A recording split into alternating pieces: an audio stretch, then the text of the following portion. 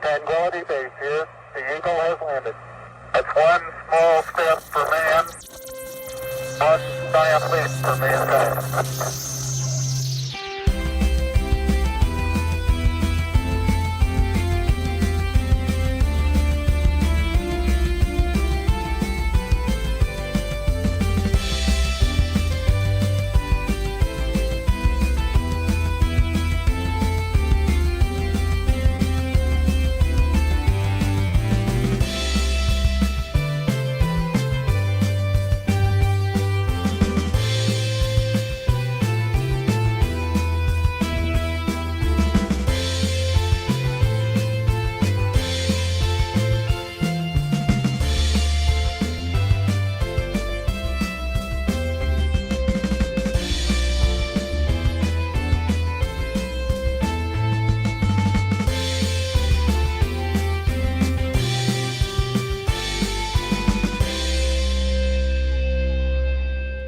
Kind of like the journey that we choose as fans. You know, everything's just not always going to be great, and when it's great, you got to celebrate the hell out of it. But when it's not, you just move on to some other shit. It's like the easiest thing in the world.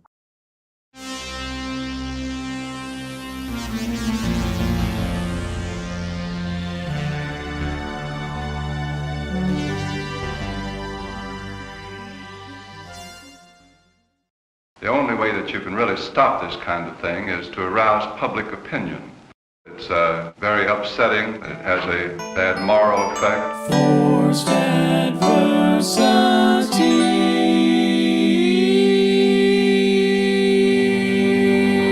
When I was a kid, it was too much supper. Now it's comic books. I'll burn them tomorrow. Bad, B-A-D-D, bothered about Dungeons and Dragons. Ask yourself, what's more terrifying? Fear or the frightened? I think there ought to be a law against them. Tonight I'm going to show you why. Hey, hey, how's it going? I'm Dane. That's me. I'm Dane, and welcome. This is the Forced Diversity Podcast. And as per usual, joining me is co-host Morgan. Hello. Hello, Morgan. But not as per usual, but which makes it a special day. Good friend of the channel, good friend of me, Willow from the channel, Questing Refuge. Hey. Hey. How's it going? Nice to be back. Nice to be back. Been a while. Been a while, yeah. Good. Yeah. Welcome. So today we're gonna today we are we kind of got a little dark throughout Pride Month, which we didn't really intend to do, but of course you're talking about queer issues in a podcast about moral panics. It's going to get kind of dark.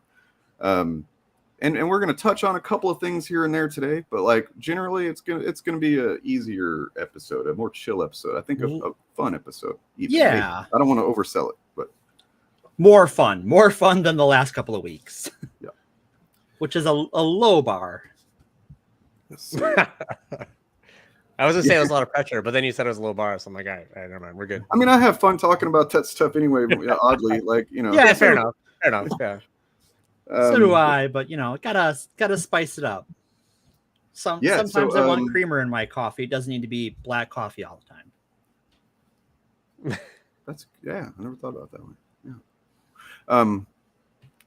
Yeah. So I guess we didn't really have any kind of outline. So I'll let Morgan take over. Yeah.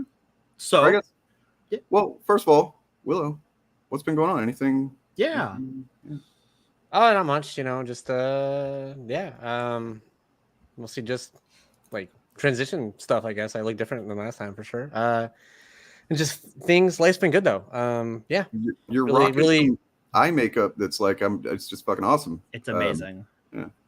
Makeup is really fun. It is. Who would have thought? It's a little it's funny because like a lot of stuff at first I was like, I don't know, but like even just like clothes, like other stuff now, like I was so like do nothing before where it was like I literally basically didn't even care what I threw on before. It was literally just like it was like a rotation of just like, oh, grab the next shirt off the rack, whatever. And now like I actually spend time like every day like picking stuff up or do makeup or whatever else. And it's like it feels like a self-care thing a little bit of like it's actually like I don't know, even on like shitty days it does kind of make me feel better. You're like, oh, nice. And just I don't know. Yeah, it's a nice thing going from like like I didn't like hate how I looked before or anything like that and stuff, but it's going from like that to like now it's actually like a real positive, and it's amazing what a difference that makes. Yeah, it's a rad feeling. It really is. Yeah. And just as someone who's known you for a few years now, it's crazy to think about that. Yeah, goddamn. You know, it's you know, you've been non-binary the whole time I've known you. But yeah, seeing you kind of, you know, take that extra step, or a couple extra steps actually, and I'll leave it to you if you want to talk about any of that. But like, you know, it's been really fucking cool, and I'm happy for you. Yeah, it's been, because I think it was like right around. I basically met you like right as I was kind of like I'm non-binary. Like it was like basically like like you met me as. And I should say you've always been non-binary. I'm saying sorry, you know identify. Oh yeah. I mean as far as like me knowing and like identifying that way, you know, and like like but it was one of those things where even just thinking about that and like what does that mean and like pronouns and stuff like that, like what does it like mean for me? It's like it took like kind of years to like figure out, and like there's a lot of stuff to consider with that. Like I mean I work from home at least, so I'm lucky in that regard, but like even there, like I do have to go in occasionally, and so there's stuff where I kind of had to think about like you know, or even just like friends or whatever circles already like kind of navigating that and figuring out where it's like I don't know. So like it was years before it was kind of like and that's where like after we moved I was kind of like all right, I need to actually like stop and think about this, because I actually realized like it was kind of contributing to because I've got my name officially changed on too and stuff, which is really great. Awesome. That was another weird thing, like going through and like it was kind of like I was realizing I was being like hesitant to like get out there, because you're like, well, if I meet people I basically have to like go through the whole awkward like transition phase with them. Like that's a hard thing to do with like new people in your life, because we don't have like a lot of connections because family sucks, and so like I realized like I just need to focus on this for a bit, because like then I'll be excited to like go out there and I won't have the negative thing of like having to deal with like I don't know, it's like an automatic filter a little bit of like, hey, if I meet someone like they're cool with me, I don't have to worry about like I start transitioning and find out this person's a piece of shit. Right. You know what I mean? Like, I don't know. It just filter themselves out. And I'm pretty introverted as it is. So it's like, that's a big thing, like hanging over you. I guess like, I don't want to deal with that. And so, yeah, I don't know. It's been really cool. And like, yeah. So again, like now I'm like excited to like, I'm like, oh, I got to go to the store or something. Like, cool. Like, you know, that's, it's so thankfully I haven't run into any bullshit yet. That's good. But, yeah. Did you have the thing where you were like wearing it around the house and then like you accidentally go out and you're like, oh, wait a minute, I didn't even notice? No, not really, I guess. Not Just really? because it was such a sharp, like I definitely, for me, it was like, there was maybe 1 or 2 days where my wife helped like with some makeup stuff or something, like just kind of experimenting and stuff. I wasn't going out. And then, and to be fair, I don't, I mean, since I work from home, like I'm not out a lot, so it'd be hard to maybe accidentally do that. But like, it was a very sharp shift where like literally like for a month or two, I just got so many clothes and different. So it was a huge, like I shit, like it was kind of like I'm going all in. Right. You just dove in the deep end. That's cool. Yeah. That's and awesome. So which I think I like doing things that way kind of. So I don't know, but yeah. So yeah, it's been pretty cool. It is funny. Like I will say like I'm trying to think how to explain this. Liberals talk to you. Well-meaning liberals talk to you very differently when you're openly queer. I've definitely learned that. So I get a lot of like, instead of like small talk, which to be fair, I hate small talk. So like I'll actually take this over this, but it is interesting to note where like if I go like I'm getting a tattoo later this week, my first tattoo, and so I'm really excited about that. And like that was an example, like our neighbors or like tattoo shop, like I get like random stories about someone queer in their family, like as I meet people. Like this happens all the time now, and it's just really interesting to notice where it's like they're trying to do their like, we just want you to know we're accepted, basically what they're doing. Well, right.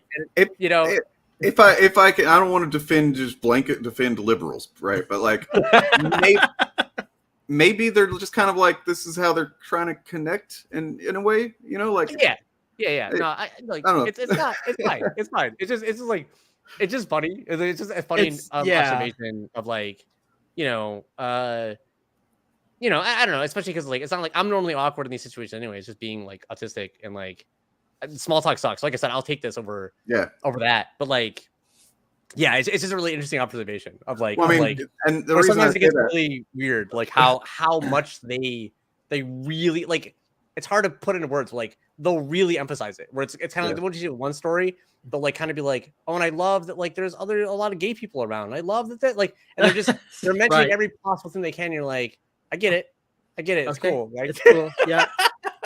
I would like my coffee now, thank you. Well, and we're going to talk about some liberals or centrists or something. We're talking about some stuff today. It's going to be pretty funny. But no, I was going to like the reason I got kind of defensive just now is because I was like, man, what am I going to talk about? Because Morgan and Will are both non-binary. Oh, I can talk about my kids non-binary. Oh yeah, and then Willow comes in and blows up my spot like that. Thanks. So I actually had one earlier today where someone was trying to figure out what pronouns to use, and I'm any all. So they're like they started with she, and then I'm like, okay, yeah, cool, all right. And they went to he, and I'm like, yep, sure. And they went to they, and I'm like, yep, sure, cool. And they're just like, okay. They gave me this look like, could you just tell me what to say? And I'm like, whatever. It's like you accidentally did the best thing. You did the best thing. Use them all. But how weird is it that that's how, like, because with our, everything's so binary in people's minds that like you're literally the easiest one.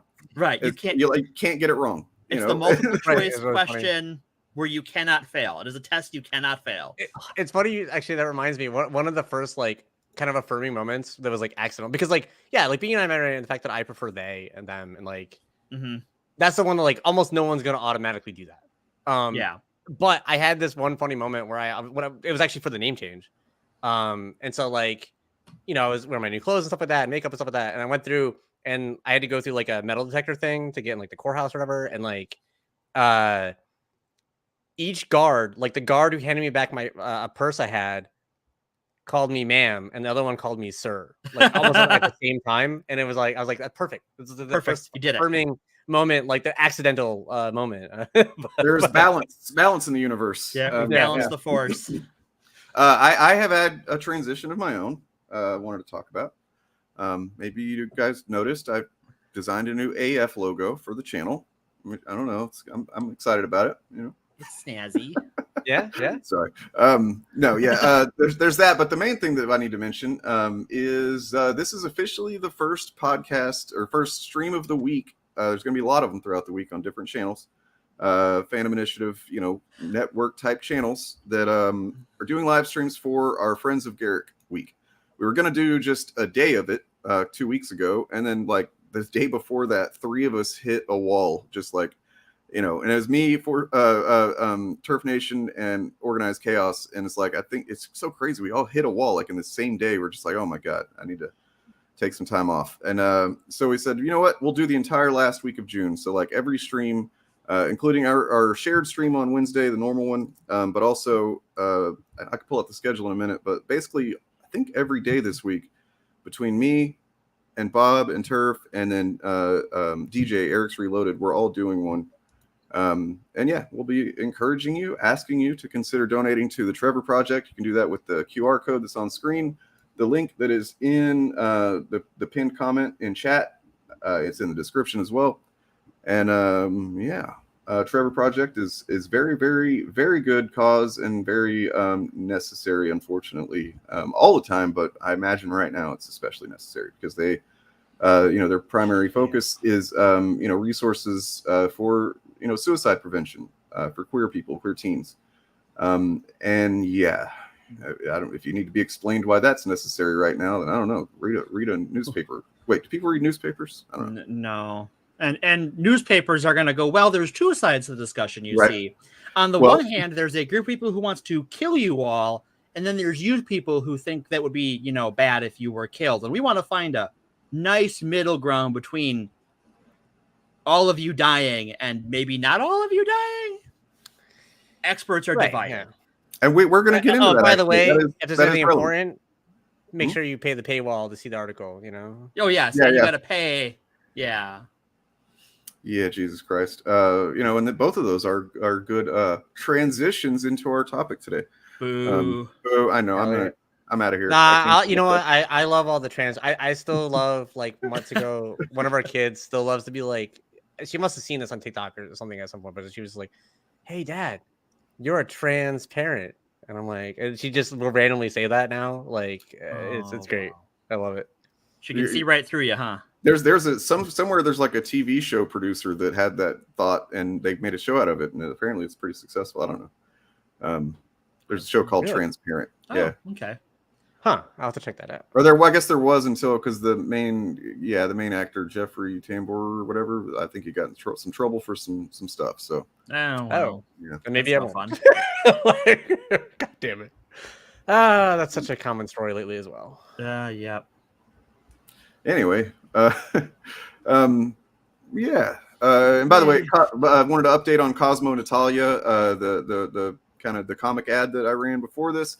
We helped get that funded in under 24 hours week before last. So fucking Rad. Yeah. All right.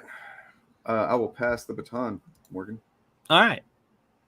So I wanted to talk about the show's favorite child genital enthusiast, Matt Walsh. And not because of his transphobia, because I think we all are familiar with his nonsense coverage of that issue, his poor framing with his propaganda movie he calls a documentary, his daily Twitter attacks.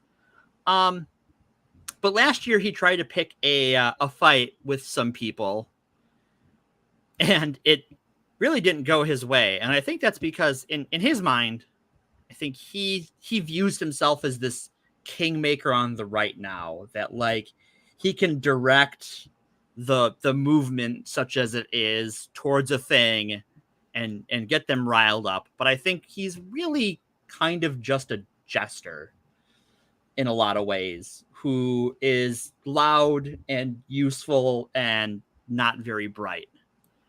And in this case, he was worried about something else ruining the children, a satanic force you may have heard of called anime. Oh, no. I have heard of it. Oh, and yeah, it's pretty scary stuff. It is dangerous. I did not see this. What is this? Okay, I will. I didn't put a link in my outline, so let me just pull up the article and I will throw it to you guys, and you can do with it what you will. I was trying to find a thing, so some visual aid for Matt Walsh. I know I have an image of him somewhere, but yeah, I try not to look at his picture because it's like the ring that starts crawling out at you. True, yeah. All right, I'll throw this in the Discord. I mean, if you know me, then you should know it wasn't just a regular picture of him. I'm sure, right? Yeah, he's breathing shit or something, or like, you know. No, it's the one where I did the whole the X-Men God Loves Man Kills thing, where it's like you call that thing human, but it's him pointing at himself, because I think that's what's really happening there. I think in some like deep cavern of his fucking black soul, he's just like, he really hates himself. But I'm not going to try and psychoanalyze him, other than he is not a well person and needs to make that everybody else. I don't know if he does, but he should. He should. Maybe it's just it's probably he just should psychoanalyze himself and maybe figure out what's going on there with his like obsession with children's genitals. Yeah, he really shouldn't think. Nobody should think or talk about them like as much as he does. I mean, really, if you're not like a doctor, or someone who is actively parenting a child who cannot deal with those things themselves, you really just shouldn't really think about them. Not really your concern, random person on the internet. Hot take, I guess. Yeah, hot take. Don't think about other people's genitals, especially children. Especially children. Yeah. So you've got me going to an anime website here, so I hope it better be worth it. No, I'm kidding. I mean, well, I have no argument for why. This is a real quote. Holy shit. This is a real. Now, here is the thing. I have seen, and looking into this, there were some people saying that he was just making a joke. Because there's some other things he says around this that are like certainly at the Poe line where you're not sure, like, do you really think this? But I think because it's Matt Walsh and he talks about stuff like this, whatever it is, how do you know the difference? There's a tweet, I think it's linked somewhere in this article, where he says that anime will literally lead to demonic possession in upwards of 87% of cases, studies show. Now that's got to be a Poe, right? He can't really studies show.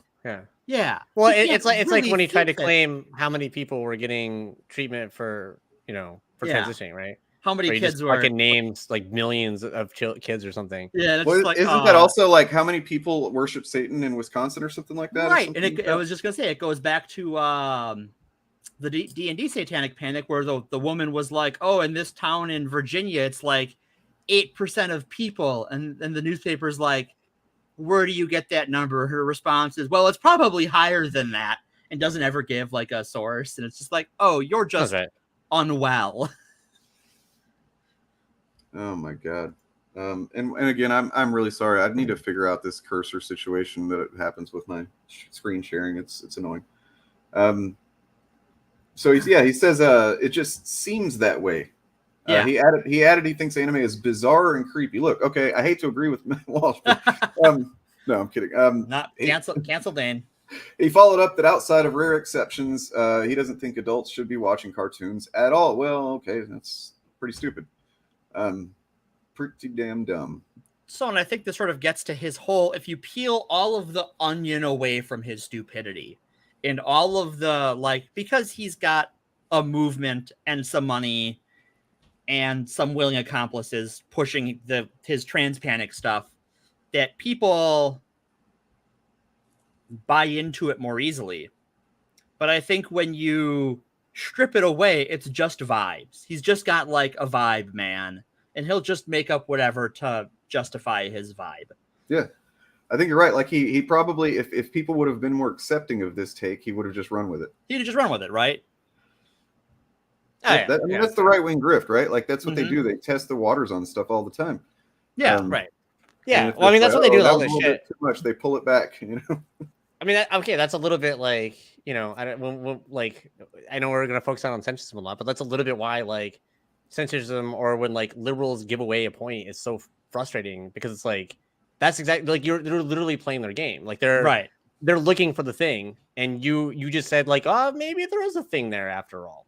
Maybe you have kind of like with and that's like my frustration. Like, what was it, back in April when like it's like, it was like there was some good to it, but like when they had the sports related thing with trans stuff that Biden put out, where it's like, it was like a forced error. Like you're basically saying that they have a point, right? With this thing. It's like, why? It's like, why would you do that? Like, never do that. Never. You don't negotiate with terrorists, right? And that's, I mean, really what they are is they are right-wing terrorists.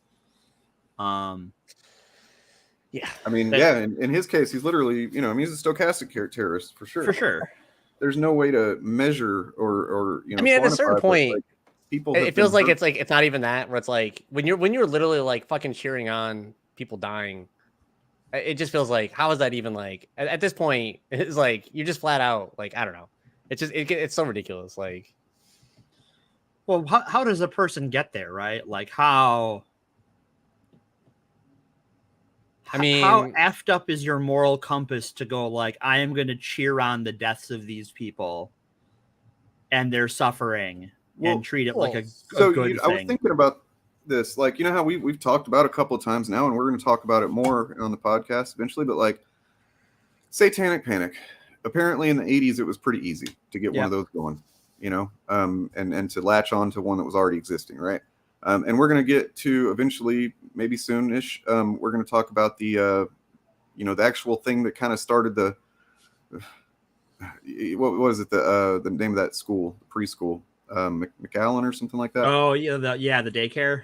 Yeah, we're going to talk about that. It's a whole fucked up thing, and it or a lot of people, like the ripple effect of lives just destroyed because of that thing. It's crazy. But what's funny is a lot of it's fucking Geraldo Rivera's fault. Like, yes. God. Fuck that yeah. guy. So I mean, but like what it seems like has happened now is that, because I didn't fully realize this until kind of recently. It's like they've backdoored a satanic panic with the trans panic. Now. Like, because I didn't see it as a satanic thing at all. Like, I mean, as them saying it's a satanic thing until more and more I'm starting to see that kind of language pop out. Right. I'm like, oh shit, they managed to get this. You know, like it's kind of crazy. Well, I think that's how.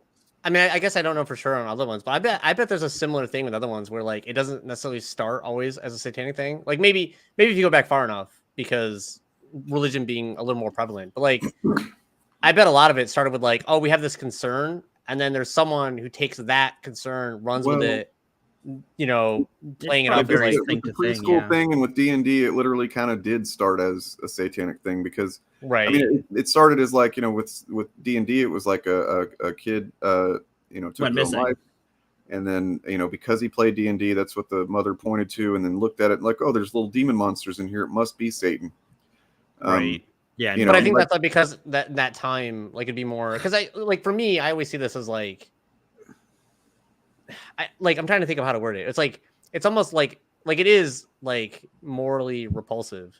But I think like it's almost more useful to look at it as like the reason there's someone like Matt Walsh. Like if it wasn't Matt Walsh, there'd be some other asshole. Right. There'd be because, another like, Matt Walsh. What happens is like, right, it's just someone who like basically has like the nerve to say like some bigoted thing out loud. Right. And then the system rewards them. And then all of a sudden like, oh, well, now it's profitable. Now they're getting an audience, they're getting whatever. And I'm sure this is true for like a lot of the other stuff. Like I'm sure like even if it's just the attention.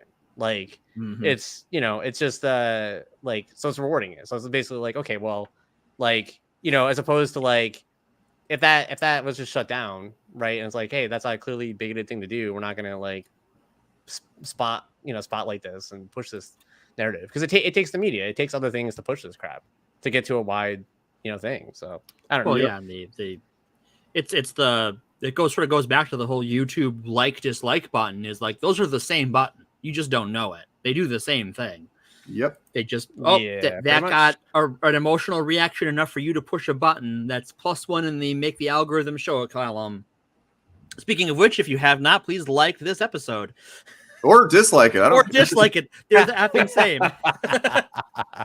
Just please interact with it for fuck's sake. Yeah.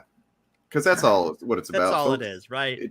It does not care if you like it or not. It just cares if you care about it at all. Like, right?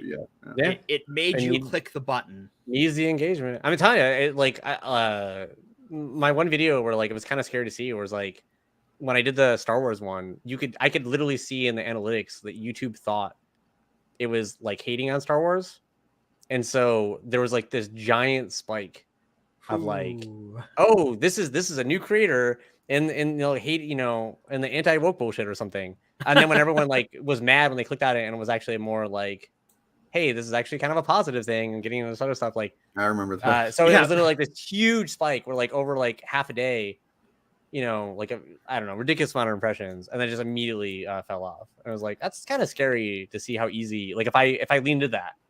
Like I would have been rewarded, right? That would have been like my biggest video, and I think a lot of creators do lean into it because like it's money, right? Like gotta eat.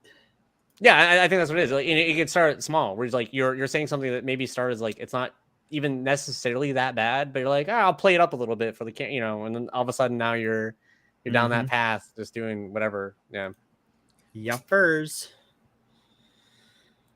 It's all bad for you. You know, yeah. We should all just kill the internet right now. Like, let's just stop. The internet was a mistake.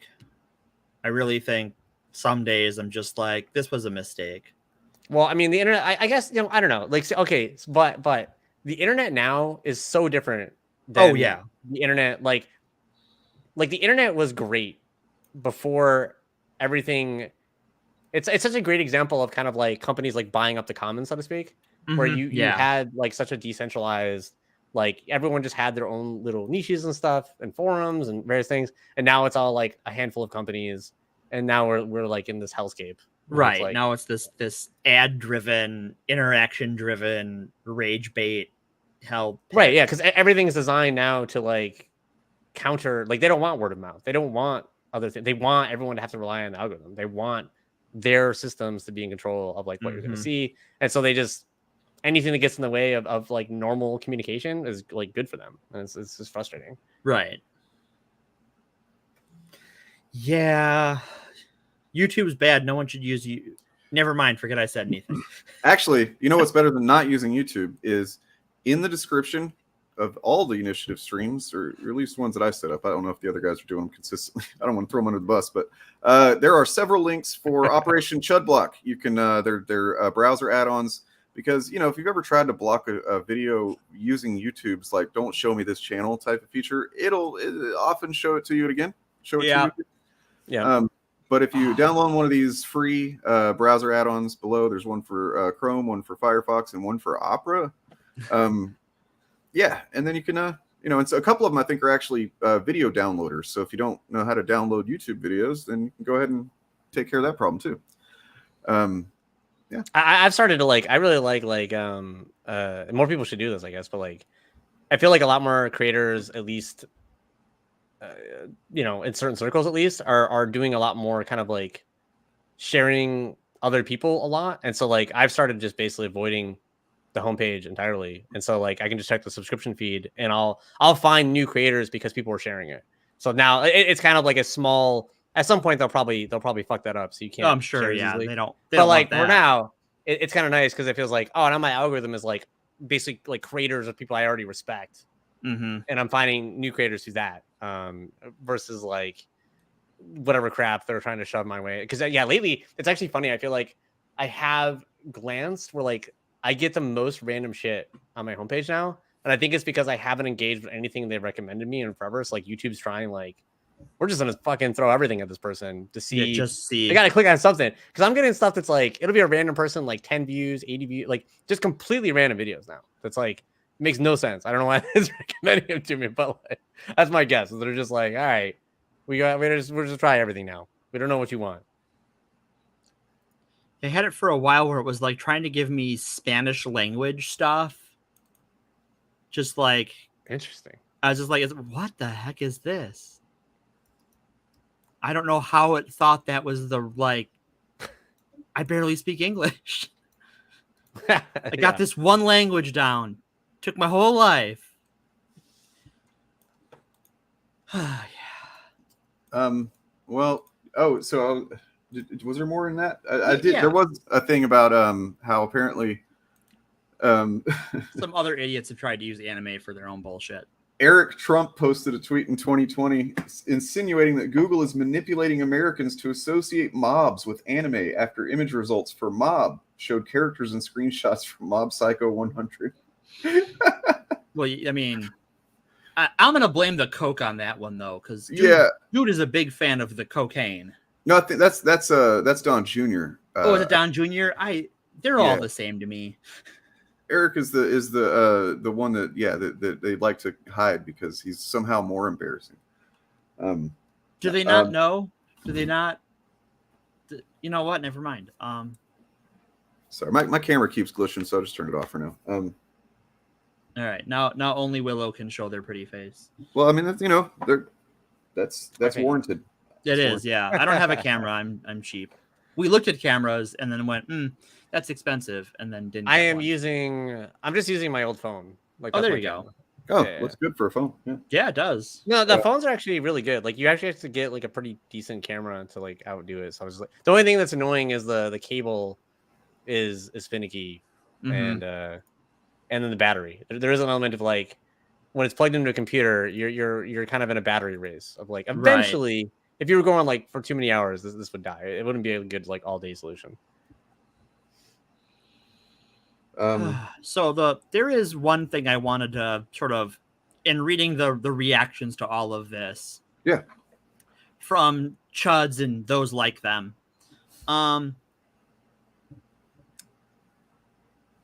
this didn't go anywhere like we said, and I think there's a few reasons for that. And the first is information. And that there are, at least in Matt Walsh's media sphere, the people who are seeing his bullshit, there's a lot of right-wing anime fans for whatever reason. They're the sort who claim that anime and manga isn't political. Yeah, I think it has something to do with, their media literacy as well as just their general understanding of what political. Well, there's a certain anime that can play into, like, it's easy to I haven't seen it, but like my understanding, like Attack of the Titans is pretty easy to enjoy if you have fascist tendencies. Like, it's not necessarily trying to do that, but it definitely can easily. And plus, like a lot of anime definitely plays into like a lot of power fantasy stuff. Oh yeah, for sure. Random things. So there's definitely, there's a wide variety, but there's definitely a lot to choose from. Yeah, that you could ignore. You could definitely have some bad taste and still enjoy it, I guess. So they're like, wait a minute, it's like his manga and anime enjoying fans are like, what the fuck are you on? Like, we know better. And I think that's why these people are so targeted on attacking the education system, is because their bullshit only works if you don't know anything. As soon as you know a true thing, it's just like, well, what? What are you talking about? And it all, like, there's nothing to build his house of cards on. Yeah, I could see that. Like, I think a lot of the stuff is like obviously just fear mongering that basically just works with people who, like, already have, which, a lot of people are going to have at least some sort of like bigoted belief or tendency that they haven't like looked into, kind of thing. And so they're just throwing shit at the wall and just being like, all right, what thing, so again, like the transport thing being an easy example where like, a lot of like random people, the average person might be like, oh, I guess that could kind of make sense, even though, not if you actually dig into it, but like, it doesn't make much sense at all. And the more you dig, the less sense it makes. You're just like, well, what are you on about? And then they're like, oh yeah, they've got lots of very well thought out opinions for something they didn't care about 6 weeks ago. Right. Yeah. It's like, when did you start caring about women's college swimming? Big fan your whole life, huh? Like, yeah, it's and it's also just kind of like the jangling keys thing as well. Even if it doesn't like take off, right? Like, this was probably at least a full day that they're able to distract from whatever other, fucking toxic, evil nonsense. Right, whatever bullshit. Yeah. That's a good point. I think the only reason that not the only reason, but I think he got more backlash from his own people, and everyone else was kind of like, what's going on over there? Oh, fuck it. I think that kind of blew up in his face, but they definitely do that all the goddamn time. I think that's why more recently Twitter kept showing me his posts complaining about the sub thing, that submarine that went missing, and they found the wreckage of it, and like he had a whole like how dare you series of posts, and I'm just like, okay, whatever. Yeah, of course. I don't care. Why are you showing me this, Twitter? And Twitter's like, no, you have to see Matt Walsh. He's the greatest. And I'm like, I hate it here. I came here to look at 40K art. I came here because there's some cool 40K artists that still post on there, and I don't want to fucking learn Instagram. It's pretty safe to say at this point that him and Elon are probably like texting or some shit. You know what I mean? Like, there's probably a direct influence there. It wouldn't surprise me. If not between those two, then like between Elon and whoever funds the Daily Wire. Yeah, that's true. Because that's not an organization that makes money on its own, like ad revenue, right? Like, they're financed. Yeah, it legitimately does suck to see Twitter. Like, it's easy to laugh about it because he just makes such ridiculous claims. Which that reminds me, did you see the thing the other day where like the Reddit CEO was like claiming that they're really happy to see what Elon's done with Twitter and that's inspiring, and they want to do like, that kind of shit with Reddit or something. And it's like, how do you look at that and go, yes, more of that, please? Like you paid $40 million or $40 billion for a company that was worth 20, and now it's worth 10. Like, if I'm a business person, I go, you know what I should do? Whatever that guy isn't doing, that's not working. Yeah. I mean, I guess like, I mean, you know, with Elon's thing, it's more ridiculous because he bought it. But like for a lot of random CEOs, like, right, they don't really give a shit how it does. It's really just whatever action gets them a fucking payout. Yeah. Like they don't need the company to actually do well because they're still going to get their payout. So right, where he's in it to win it. And and he just has enough money where I guess it just doesn't fucking matter. He can burn a bunch of money and I don't know. I mean, clearly, I mean, again, you know, I guess his dad wants $1 million from her or whatever, because he posted that like no one can prove that my dad owns an emerald mine. I'll pay $1 million to anyone who can prove that my dad owns an emerald mine. And his dad was like, I will take $1 million, please. Oh my god! Which is both like a very dad joke. And that's the only time I've said a nice thing about an emerald mine owner. Yeah. Is that like sick burn, dude? Sick burn. Holy shit, that's funny. Yeah. Yeah, Twitter is a hellscape. Reddit's becoming a hellscape. I know my spouse is on Tumblr, and there's a lot of Reddits that have moved to Tumblr somehow. Like, okay, I can see that. Communities just moving on to Tumblr. I don't know how Tumblr works. I don't want to know because I have a filter. Right. If there's a funny thing on Tumblr, my spouse will go, "Hey, Morgan, look at this funny thing on Tumblr," and I will go, "Ha, nice." And then I don't ever have to look at Tumblr. It's great. I have like honestly system. Yeah, if I wasn't like creating stuff, like I probably wouldn't be on anything. It's but like that's what sucks though. Is like you can't really. Well, that's not totally true. I probably still would. Like Twitter is like really good in like certain ways, right? Like obviously, especially for like artists, creators. Yeah. The disability there's a great like disability Twitter and stuff. Like it has like great space for a lot of stuff, and that's what sucks seeing it like become so unusable. Like I mean, not that I used it like greatly before, I guess, but like it's like seeing like literally people like I was talking earlier, like Adequate Emily, like, you know, that a lot of her viewership, like promotion and stuff comes through Twitter. So like it actually like screws her channel over quite a bit. And I know I've definitely had, even though like I'm really bad at using it, but still I've had a couple times where someone really cool shared my video, and getting that bump in the video, you can actually see where, because it got a spike, then that video has done numbers like since then. Like it's continued on. So like one good share from someone, even on Twitter, like it's actually a pretty big deal. Even just for YouTube or something. But I'm sure I know a ton for artists. Like I've seen artists or trans people and other stuff like on there who've you know fucking given in and paid for the check mark because like their livelihood depends on it, and it's sucks. It's literally you're holding a ransom. And and then like, and that's part of why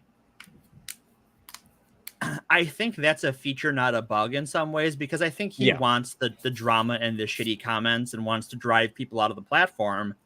And so if creators need to pay for that, then you can't just go and block all the blue check marks without hurting people who didn't have it coming. Right. And I mean, if you have a hold on the creators, and like to some degree, like a lot of that, like where like it's a lot of like public figures and creators and stuff like that drive other people on there. So like it's still I don't know. But it's shitty. And that was his whole explanation for that, was trying to stop the bots, and now there's more bots than ever. Right, and it killed a lot of like really harmless fun bots. Just because, and it killed all the fun bots too.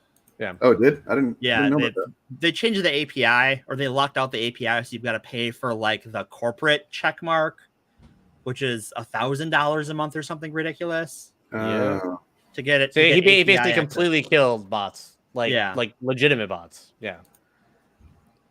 But like anytime I post, it's like, oh, here's 5 or 6, crypto ads. Yeah, I'm getting added to like crypto random lists and shit now. Yeah. Yeah, it's just like, what the fuck is this? Yeah. Elon Musk. Elon, yeah. A dumb person's idea of a smart person. I'm still considering using him sometime for a video just to be like, autistic people can be assholes too. See, like, Well, what's funny? I mean, not funny. It's kind of fucked up, and it just clicked the other day. But like, I think I sent it to you, Willow. Whenever I saw that he had liked that tweet, that was, it was like Elliot Page wearing a shirt that said, protect trans kids. But then it was the Drake meme. You know what I mean? The where he's like rejecting the thing, and then he's about the other thing. So he was rejecting the picture where he's wearing the shirt that says protect trans kids, but then in the bottom one it was like the shirt was covered up with a thing that said sterilize autistic kids. And I saw it. What the fuck? Oh yeah, I can pull it up if you want to see it, but I don't know that I do. I was his whole fucking Neuralink thing. One of the things he said, it'll be able to do is like cure autism. Like no, he's it a won't. complete, like that's no, it's gonna harm so many fucking people. Yeah, but, no. Well, what's crazy is how the same people that were like, I'm not getting the vaccine because they put a RFID chip in there, and then now the same people are like, oh yeah, put that in my fucking brain. Yeah. So yeah, someone needs to explain. I mean, it won't work, but like nothing like semiconductors and rare earth metals in your brain. I'm sure that's very healthy. Spoiler alert. It's funny because like it's not. a lot of the like anti-vax people too are like go on about like fucking heavy metal shit and their diets and all sorts of other random nonsense, and like this is literally just inject it in me like right in my brain. Yeah. It's Elon is like he's like if you gave a 12-year-old like who just is super into science fiction suddenly, or like maybe they've been it for but like it's like a 12-year-old's ideas of science fiction, or like what you could be able to do scientifically, right? Like so, like I'm going to build a rocket and go to Mars. Oh no, that's going to blow up a bunch of times. Oh, I'm going to build a It's like a auto-driving, auto-driving car, and that's nope, that's killed a bunch of people. I want him to go to Mars. Yeah. Himself. He can go to Mars. Him and all the it's going to be like the sub, him and but all a lot more expensive. That's what it's going to be. It'd be a really expensive sub trip, even more expensive. Yeah, but at least they'd be. Never mind. I'm not going to start because man, people have really gotten onto me lately. A couple of people about like it's not like I've expressed anyone. I hope they died, but I've said a couple of things like, man, a lot of people would be better off if they just suddenly dropped. You know what I mean? And like people get really upset about that kind of thing. I guess I have I find that funny because like I am someone that like I don't know, like I'd get called a woke scold or something, and I find like the handling of this idea that like I'm supposed to like have empathy for people who literally are responsible for like way more lives dying, whether it's systemically or directly, like this fucking ridiculous. Like I don't know, like I cannot understand that. Like come on, like I mean, people the same people would probably agree that like unless they're Nazis, which might be, but like they might agree that like Hitler, that's Hitler, yeah, we should kill Hitler if he showed up or whatever. I don't know, something like that. But like well, what's your fucking threshold then, man? Because where's the line? Yeah. Well, especially because it's like not even like directly, like you said, like that's not even like saying like oh, someone should do this. You're literally just like, oh, it'd be better off if they were dead, right? Like it is like, okay, what, like I don't know. It's just a provable fact, right? Like if they were, right, like literally, like this is provable. Like come on. and well, I mean, in one case, it was like I was actually it was after Pat Robertson died, and I was like, oh well. I said, just this once, I hope there's a hell so that he can go there. Right. People got so like there were so many people who were like, you can't say it. And I'm like, bitch, please, you can. There was one guy in particular in our Discord that was just like, oh, that's not, and I'm like, he actually first said, and I maybe would have listened a little bit, maybe, if he wouldn't have come at such a dishonest angle, because he was like, you shouldn't wish death on people. I'm like, who did I wish death on? And I looked back and I was like, oh, you mean when I said, I hope he's in, like, he was already dead. Right. Like, oh my God. Anyway.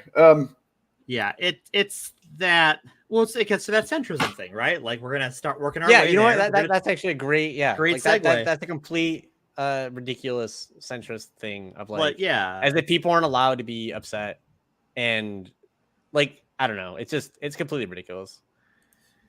All right, I'm pretty sure that's I mean, I'm pretty sure it's inhospitable, so I'm fine with that. Yeah, that's fine. We'll take it. Yeah, I don't mind. He can Thanks, be crushed by the G forces on Mercury while being boiled alive. That sounds lovely. I want that for him. I normally what he wouldn't agree deserves. with somebody with a Fred Durst avatar, but I'm gonna agree with you there. I hope that's fine. Oh God. All right. By the way, we've got several new viewers apparently in the last few minutes, so please hit the like button and subscribe if you're not. And also consider donating to the Trevor Project using the QR code on screen or the link in the description and pinned comment. If you can't donate, that's okay. You could share the stream. You could share the link, the QR code, any one of those things, and you'd be doing a good thing. So Centrists, what's up with those guys? They're dumb and bad.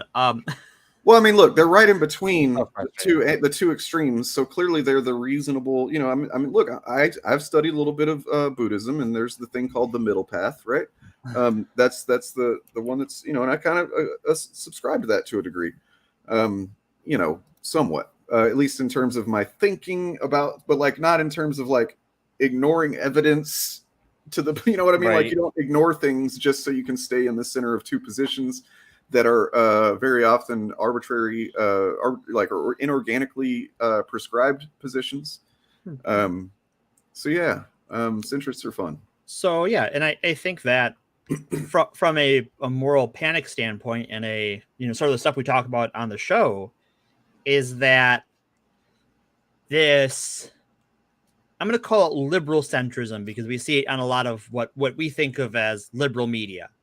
We can get to why they're not very liberal in a little bit, but there's this like we have to hear both sides, and it ignores the fact that only works if everyone is both operating on good faith and wanting to find the best path forward.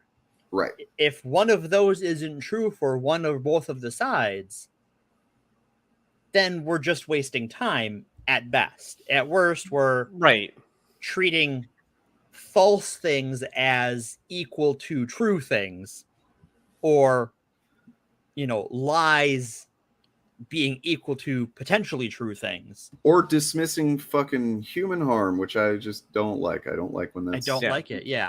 Honestly, I love that comment Loose for Writing just said, because like it really does remind me. I mean, again, like I mentioned earlier, like I have a pretty shitty family and went through a whole like huge ordeal with them, and like that's kind of reminds me of, but it is very like a lot of like kind of the centrism liberal stuff is very much like that was the dynamic, right? Of like you have a role you're supposed to play, and at the end of the day, everyone has to get along.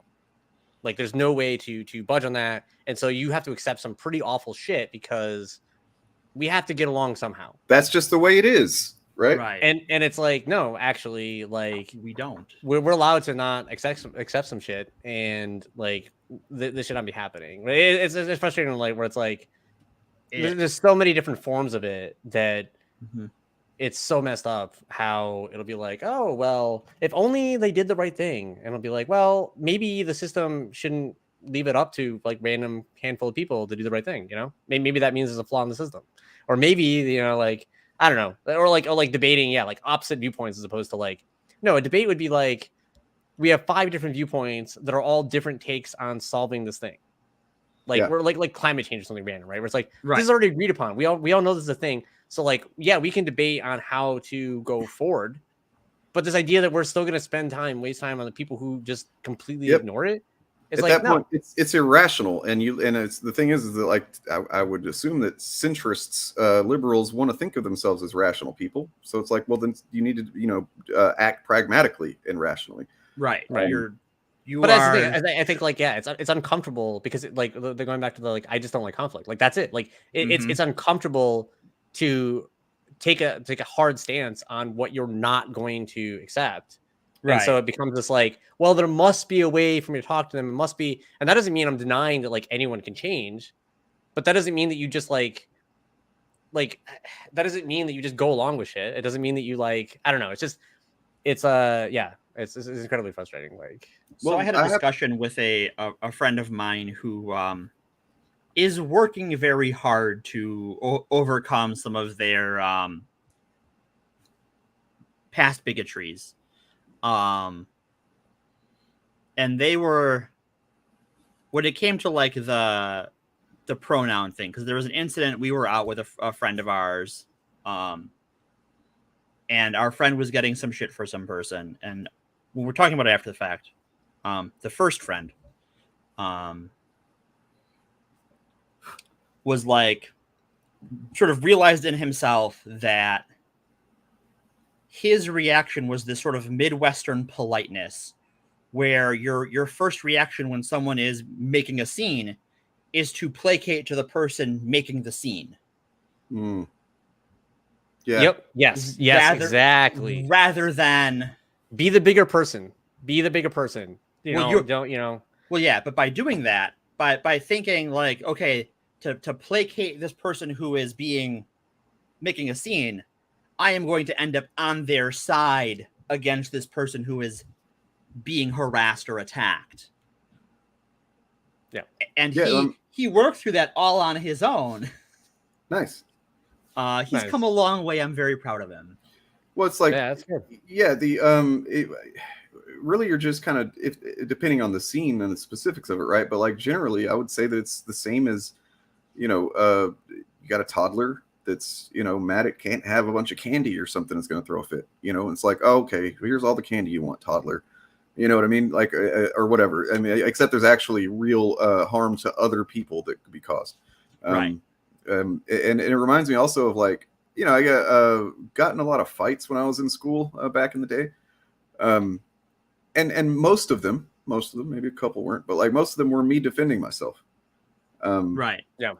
And yet I was just equally as in trouble as the other guy who had like, in a couple of cases spent weeks fucking bullying me, trying to start shit. And then finally like hit me and I fucking hit him back. And then like, now we're both equally in trouble. We're equally suspended. Yeah. And it's because like, hold on. No tolerance policies that got pushed across the country. Yep. That was forced from a federal level. They had to do it for funding. Yeah. Like everyone was forced to have that. And then they expanded what no tolerance meant. And that, as far as my high school went,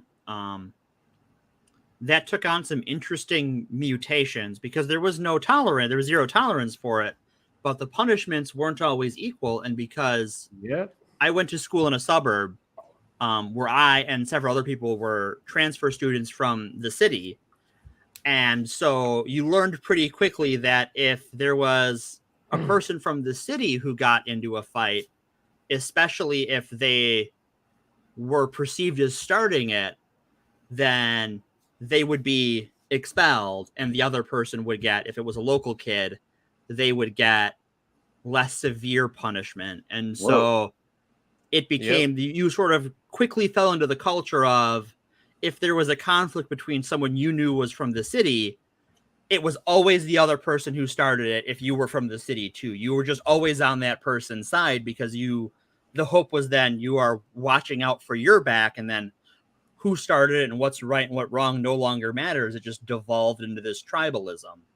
Right. And of course, like those things also, like, as per always, like with intersectionality, like they very largely disproportionately hit disabled and like black people, like kids, like they get hit so much more where like they're, it gets to the point where like it literally escalates and they're getting incarcerated from school. Yeah. Like Yeah, there was most of the people from the city that were targets were black kids and Hispanic kids. Yeah. And there were, I had passing privilege because I was from the city, but I was white. And so most people, especially because I don't think a lot of them understood, they got it from their parents, right? Who complained about people from the city.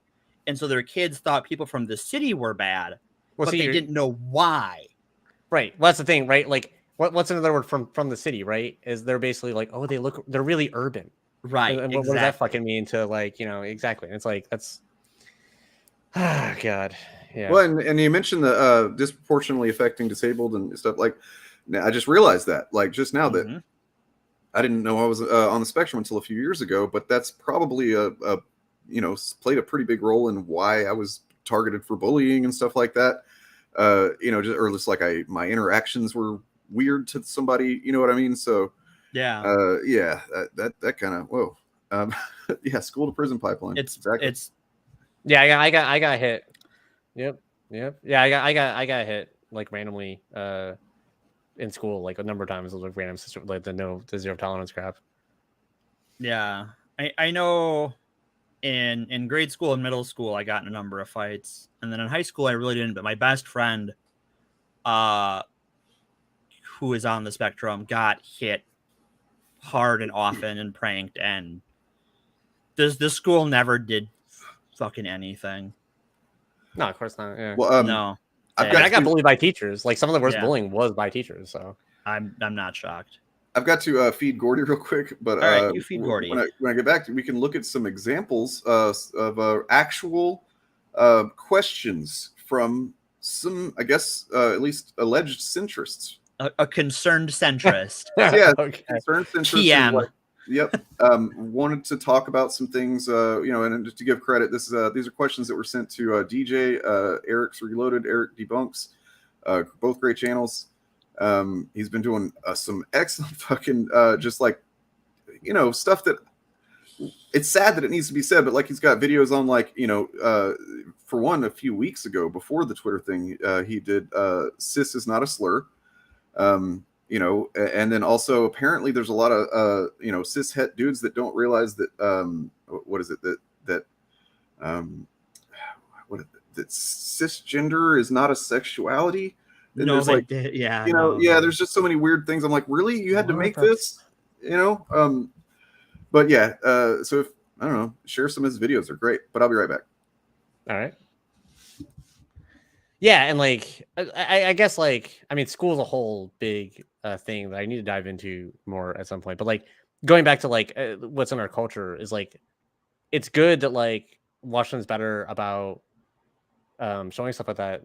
But like at the same time, like there are things that most schools and maybe out there they don't do as much. But like for instance, like behavior charts, shit like that is common in almost every classroom. It's really pushed in the United States. There's a lot of like behaviorism that's used in the classrooms, and that kind of stuff plays right into centrism stuff.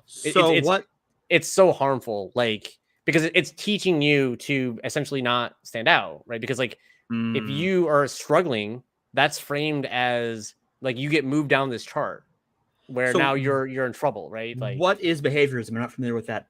This is new to me. So teach class. Oh, really? Behaviorism is. If it was what the name implies, the study of behavior, it'd be fine. The problem is behaviorism. I get the easy example most people are going to know is like the Skinner box, right? Like, where you taught mice to like something, like shock them if you don't want them to like it, where you're conditioning someone. One I've mentioned briefly before is like ABA is that, right? Like it's basically conversion therapy for autistic people. In fact, it has direct roots connected with conversion therapy. Like there's direct paths for like literally for conversion therapy, they literally saw what ABA was doing and they asked them to make them a program. So like conversion therapy is directly tied to it. And so holy shit. So behaviorism generally is used, and what's happened is over time is they've gotten better about like, oh well, like punishments and like shocking people, which sadly does still go on. Yeah. That stuff is seen as more like most people aren't going to accept that. And so what happens is they reframe things as like rewards. And so what they'll do is they'll do things like, we're going to take away your favorite thing and like you can have it when you're doing what we want. Or we're going to do like, so everything's framed as like, now it's, we're doing it the nice way now. And this is where like, I really like Alfie Kahn has a great book called like Punished by Rewards. And it gets into like rewards are the same dynamic as punishment. Like, yes, if I had to choose, I'd rather someone get rewarding, but like the dynamic is the same. And those things all play into this, right? Because like you're not only are you learning to kind of like follow the hierarchy, but again, like that's kind of about like you're not making the disruption. You don't want to be the one who's getting moved down the chart, or your behavior is seen as out of line with the standard behavior. And so like without tackling some of these kind of core things, like, and that's the thing, like our schools are set up in a way where like, so for example, if you get an IEP, it might help you if you're autistic in school, where you get like certain support things. However, it's pretty much always paired with like goals. Like they have to have goals that you're going to achieve. And so again, it's kind of framed as behaviorism way of like, we're gonna make sure you make more eye contact, like bullshit like that. Oh God, no, that's yeah. And so like it's all, and again, there's lesser versions of that, but it's kind of one of those things where I always argue like it sounds extreme, but it's like, listen, if you're doing the minor versions of it, you're still teaching the basic dynamic. So when they're put in a scenario where something else matters, like getting your grades or whatever else, like these things drive you to look at the world in a certain way. Like you're learning how to operate to score better, to be higher on the behavior chart, to be right, like all these different things. I mean, a lot of schools are actually doing like okay, New York's pretty decent where I am, and I know people have taught in classrooms, and like they literally have like fake currencies in school now. Like they're literally going the route of like you earn like school bucks by doing good stuff, right? And it's disgusting. Like that's it's like wild. I actually have. You mentioned that, and it reminds me of a buddy of mine works in an IT job, and they have a system like that. And I'm like, why don't you just pay them money? Well, no, they want this weird secondary incentive system. And I never drew that connection before. And now that you point that out, I'm like, oh, what a bunch of cunts. Yeah. I mean, a lot of stuff, and it all bakes in. Like again, there's a lot of things where it's like I'm not, like it's so normalized. Like obviously, I'm not gonna like judge anyone for doing like normal parenting things and stuff like that. But like, it is useful to look at the dynamics and go like, hey, this normal thing you do is teaching kind of like a transactional behavior. Like you're teaching to do this, like just simple things, like right, like like with okay, like we give our kids like they have an allowance where it's just like, hey, and we can kind of show them like this is our budget, this is what we're able to kind of give you guys every month, and that way they're learning how to spend money and stuff that way. But it's not attached to like you're not doing chores to get it. We're not like learning to be part of a community is a separate thing.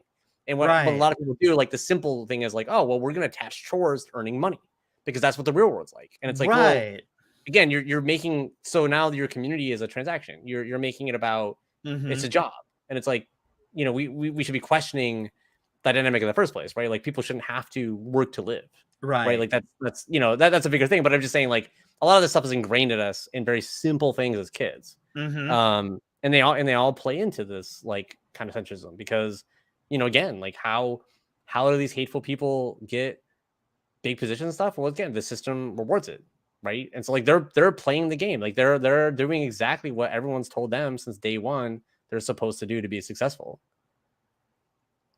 They mentioned a book, Punished by Rewards, by Alfie Kohn. Anything by Alfie Kohn, that's you know what? I'll just put it in the chat. But like, I love anything by them, and they write good articles. There's a lot of other good ones. I'd have to look off the top of my head, but like, yeah, I just pulled up. I just Googled it because I want to look into this later because that fascinates me. Like one of the great examples he has in the book that I really like, where he uses kind of example where like, there's these kids who walk by like an old man's house every day, and they would like throw insults at him, like swear at him and stuff like that. And so he starts, when they come by, he starts giving them $1 every day. And they're just insulting him. He doesn't say anything else. He's just giving them $1. And then like next week he starts giving them 50 cents. And then he starts giving them like a quarter. And eventually they just stop coming around. Because like he's linked, right, like a reward and taking it away. And a lot of jobs like realize this. This is why you're starting to see a trend where a lot of jobs now what they'll do is there'll be like a reward structure where you're, instead of like you get a bonus, they've learned that that's not as effective as saying that you already have it. And then if you have marks against you, you have it taken away. Right. And so like it's really effective at like making you stop doing something because you start linking like, that's exactly what my friend's job is like, is it has the secondary workbuck system, but then their annual raises, like he got a 2% raise, and that was like the top end raise they give. And like, I did not get the top end raise at my job, and that was almost 6%. Yeah. Which still doesn't cover inflation, but I'll take the win. I know, it's so sad where it's like, Like, hey, but then I always try to word it a lot. But you did better than everyone else. Well, great. Like that still sucks. It still sucks. Yeah, thanks. But yeah, it's I don't know. But yeah, it's fascinating. Like, I don't know. I mean, that's how I got. Like, honestly, parenting is basically how I got into a lot more political stuff, right? Because it was kind of like following all these chains and going, well, wait a second, like the research doesn't support this. Like, right. we do like the best one I love was like he has another book, same author, Alfie Khan, on homework, and like there's no research that shows that homework does anything. In fact, it shows that it hurts learning for kids under like college. I actively avoided homework all through middle and high school, and I'm doing all right. But it's just funny where it's like it was one of those things where, when I read that, I thought it'd be like, oh, there's recent research, right? But like he was able to cite stuff back where we're talking like, oh, this research is from like literally multiple decades ago. Huh. So it's kind of like you start looking at stuff and you go, so we've known the whole time. It reminded me of like learning about like lead, right? Like we knew lead was poisonous, and what they did was they just increased production and to sell off everything they could before it became like really widely publicly known. Right. And it's kind of like that, where they just pushed it for like, decades. And similar thing where it's like, so we just do this literally out of habit. Like there's been many studies, nothing supports this. And we just continue to do it. Tradition is one thing, but like just unquestioningly doing a thing because you just never think about it. We gotta change that shit. Yeah. And it's funny because like, not only is it like a negative, but to link this back to more, some of the stuff with the trans stuff going on, I always find it frustrating. Like people like will cite these studies like, oh, we don't have enough long-term studies yet to know like if there's positive and stuff like that. And here's the thing though, is like, yes, we do. It sounds like bullshit, but here, even if we didn't, the treatment, why would it be held to a standard that it has to be improving a large percentage? Even if it was equal, there was no change, then that's still valid for me to have the right to do whatever the fuck I want, right, with my body. And so it's like even if it was slight negative, I would still make that argument. But it's like it's such a weird standard that people seem to hold it to. It doesn't make any sense. Yeah, like because and you might be referencing maybe one of the examples. I had you check out that kind of debate that I ended up in with Vito, and who otherwise like we got along. You know what I mean? Like he's just almost a perfect example of a centrist in some ways. I don't know, but nice enough guy. I'll say that. Well, that's the thing. People can be like, I'm asking too, is like people could be a centrist on specific topics. Mm-hmm. Like, that doesn't mean they're going to be across the board, right? Like they might have a certain rationale. But yeah, there was a lot of things there where it's like, it's like, it sounds like what you're saying is kind of an agreement, but it's not really. Well, I mean, it even contradicts like, so he was saying like that well, I just have concerns because there hasn't been any long-term studies. And I'm like, okay, but there's plenty of studies that show that it reduces suicidality. So like, even if 40 years from now, there's some, I don't know, some problem or something like that, you've extended this person's, the quality of their life for 40 years. Like, what the fuck are you talking about? Well, and on top of that, how do you get the long-term study? You're basically claiming that like we should not do this until we have it. Well, how do you think we get it? Yeah, people have to be able to do it. It's like you have to have experience to have an entry-level job or whatever. It's exactly that. Yeah, it's that. And it's so case by case because like going back to like ABA, right? Like ABA, their big thing is because of the way our insurance system is largely propped it up because it's one of the only things covered by insurance. So it's like the whole industry, and their claim is that they're like the most evident. They're the only evidence-based therapy for autism, which is bullshit because evidence just means we have stats, and so. No one can compete with that because they just were around first and got funded first. And so there's data coming out showing how much harm it does and showing that it's not effective. But it doesn't matter because these same people who are like, again, I just love the double standard here where like we have the standard of like apparently like trans care has to be a miracle. It literally has to like improve everyone's life 100% or I don't know, I have concerns. But then, like, all these other things are totally fine to operate just because, like, well, at least it's something that we technically have numbers on, even though it's doing harm, right? Like I was telling him too that, like, he said, I'll respect anybody's pronouns and gender. Like, I'm fine with all that. I just have concerns about how much, the surgery. I'm like, okay, well, look, if you have concerns about surgery, for one thing, you're focused on it way too much because it doesn't happen as much as you seem to think it does. Mm-hmm. As far as like gender reassignment surgery or whatever, but like at the same time, like I have a pinched nerve, right, in my between my C6 and C7, and I'm still not decided if I want to get a surgery on that or not, because first of all, they have to go through here, which is scary, but I mean, apparently it's better than going through all the muscle and stuff back there. But anyway, they'd have to go through there, and like, you know, it's a whole process, and probably it would improve, like, because I've got some numbness in my left arm, it would probably improve that. But there's also not a insignificant chance that it fucks me up way worse, you know. Why are you not concerned about that surgery? And then he was also saying, like, well, I don't get why I have to be called a bigot just because it's like, well, that's why. Because that's why. If you're going around saying, I'm concerned about all surgeries that have some potential to, you know, like, then okay. So any surgery. Well, no, and here's the thing. That there's no way he'd be against like banning like alcohol or smoking or something. Guess what? Do those have any positive? No, they don't have any positive effects, but they're totally fine, obviously, for people to choose to do this stuff. Like it's it's a complete double standard of like, no, you're just like concern trolling. Like it'd be the same as coming up to someone and like, you should really quit smoking, blah blah blah. Like just way more harmful than that. And it's like you literally have nothing to go on here. It's complete nonsense, and you're holding it up to this weird standard, and it's just so frustrating because again, it's like at least don't also say you believe in personal individual liberty. If that's they all like to say that, and it's like, oh yeah, but you want the government to make my healthcare decision because you're uncomfortable. Well, that's why they have to make up the bullshit about groomers and and all that shit, because if they didn't, they know that they would just completely be blanket fucking open hypocrites.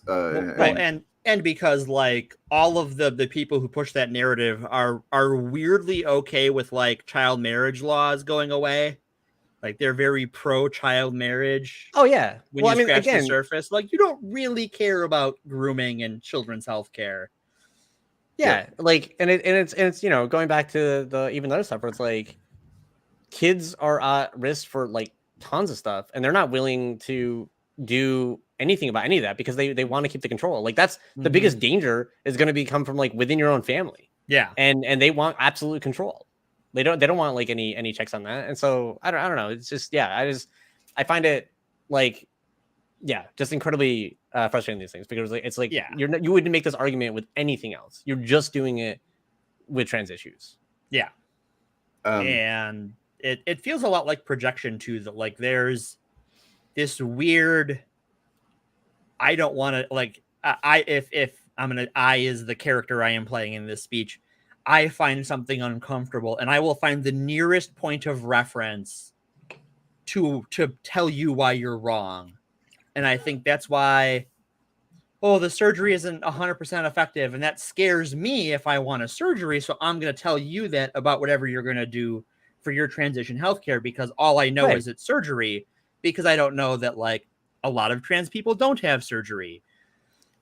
Yeah. Like, or again, like, with like, or you know, actually a great example would be like tattoos and like piercings, right? Like simple body modifications that everyone gets. Like lots of people get those things. And like, there's still technically risk, obviously. Like it's not like, you know, or you might regret it later or whatever else. And there are people who do that, but it's like you're basically doing the same thing, and it's like you don't see how ridiculous your argument is right now. Like I don't know, it's just I did want to just kind of random, but also not. I just happened to see this on Twitter earlier. This is apparently from a comic book called Spirit World by Alyssa Wong. And John Constantine is in it, as well as Batgirl Cassandra Cain. Okay, so it's a DC comic.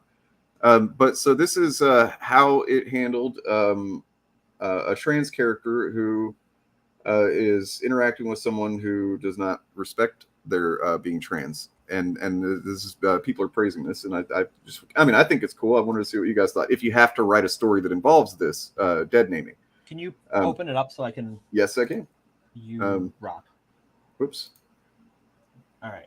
So that's how the comic printed it with whenever they say the dead name there. Interesting. It doesn't even give you the option of knowing what it is, because if you're gonna do it, like awesome. I would have to see the whole story to know whether or not it made sense to have a character dead name still. But like if it did make sense, that's a really good take. Like if it did make sense in the story, I mean, it looks like This page looks like it. I mean, of course, I'm just a cis boy, but it seems justified to me because this is a character that's not respected, and they even call him out. Yeah, from that page, it looks really. I'm just I guess I'm throwing that out there, and that like that doesn't mean that I think like just because you blur out the name, like there's some stories that wouldn't make sense to do. Right. This looks good though. Like yeah, I like that as a creative choice to kind of like. That'd be an interesting thing. Like you could do that even like in a live action thing of like kind of garbling the audio if you had a good reason or something. Like, yeah, I think that's a really cool. I mean, they did it with the bride in Kill Bill, Tarantino did. Right. But yeah, I don't know. I just thought that was cool. I wanted to see if you guys had. Yeah, it's great to see. Like, I don't know. Like that's the other thing. Like a lot of things where you can point to it and be like, why is like a lot of times it's just like whether it's offensive or not, or it's honestly just a lot of times it's just like it's creatively lazy. Whereas like this is a great use of like creativity to do that. I don't know. Like comics is the medium is just it's such a boundless medium that I mean even we're separated from the issue of gender identity here. I just love to see creative uses of the medium that had nobody's exactly. Like you should use, and that's what I mean. But I feel like even in other stuff like obviously I've loved both the Spider-Verse movies, but like one of the reasons I love Boots Riley stuff so much, I'm watching I'm a Virgo now. It's so good so far. Is that a new movie or what? A new series on Amazon Prime. Shit! It's so good. I've only watched like 2 episodes, but like yeah, it's Boots Riley is back. It's really good. And yeah, like he like I always said that with Sorry Not to Bother You. Sorry Not to Bother You felt like a live action thing that took ideas from animation and just said that fuck it, we're gonna, and it allowed him to have a much deeper, like he crammed so much stuff in that movie. A lot like going you on. Didn't do it if you didn't do that. You had to let it go kind of out there. And yeah, I don't know. I think like it's nice to see that. Like I do feel like I mean I guess there's always some, but it does feel like we've gotten a couple like Everything Everywhere All at Once, right? Like or Nope. Like some we see some really great like playing with whatever medium it is. Like you love to see it, and people say that there's nothing new done, no originality and all that stuff. But anyway, so yeah, did want to remind people that if you could donate a couple of bucks to using the QR code for the Trevor Project, we'll be promoting that all week. But you know what? You can donate anytime you want to. It doesn't have to be through us. But also, if you don't, then a Cardassian Taylor will be very sad, and you wouldn't want a Cardassian Taylor to be sad, even though he's just a simple Taylor. Especially in Pride Month. Right. Especially in Pride Month. I don't want to suggest that he has any particular skills that might concern you for being a tailor, but he might. He might. He would say otherwise. Because he's just a simple tailor. But so you guys want to check out some legit. These is just actual questions that some middle of the road centrist system rational guys sent to DJ. They're trying to get him. I'm not going to say who they are because that's what they want. But like, yeah, there's some desperate clout sharks for sure. Insert Jaws theme here. I'm ready. Except it's kind of like got the yakety sax sound to it.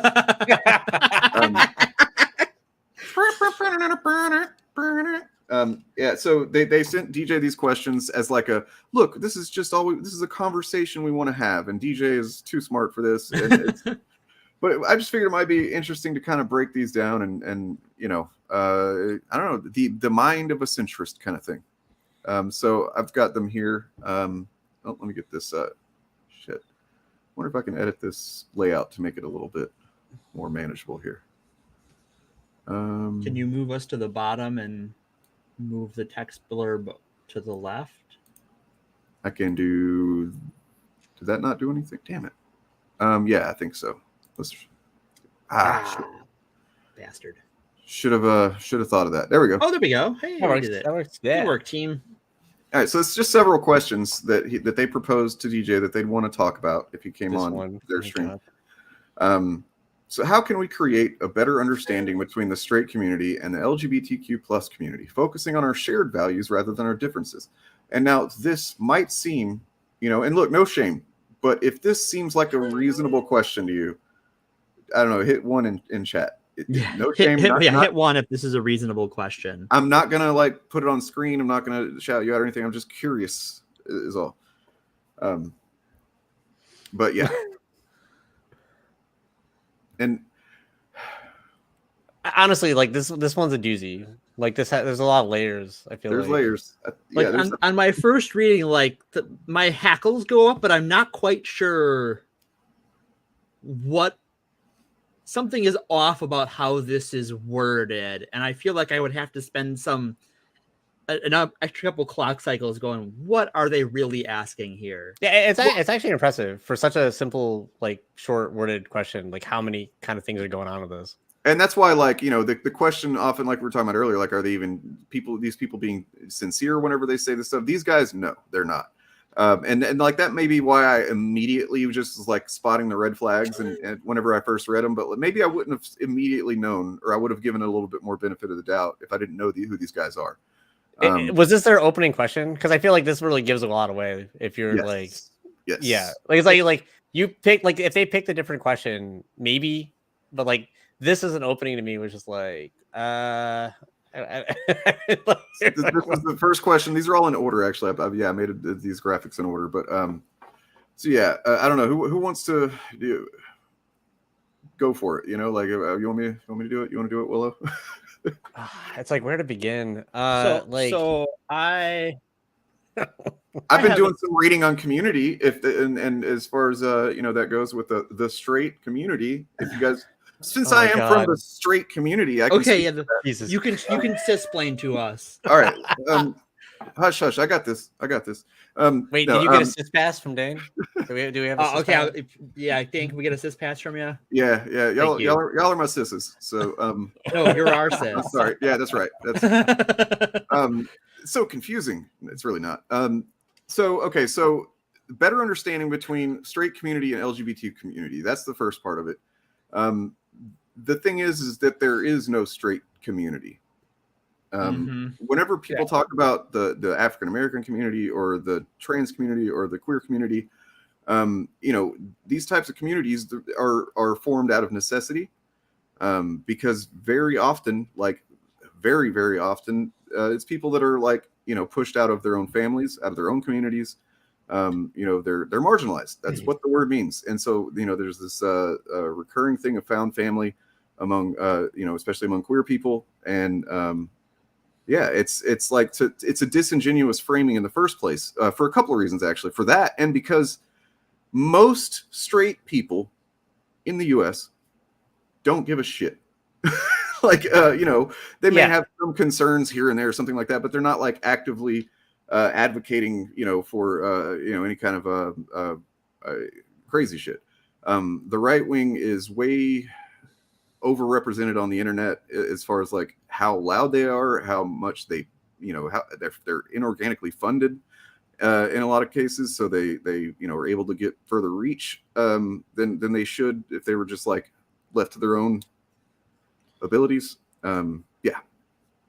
So it's just disingenuous right from the start. Like there is no reason for the straight community to have to, you know, like, I don't know, like treaty with the queer community, because we've already done that.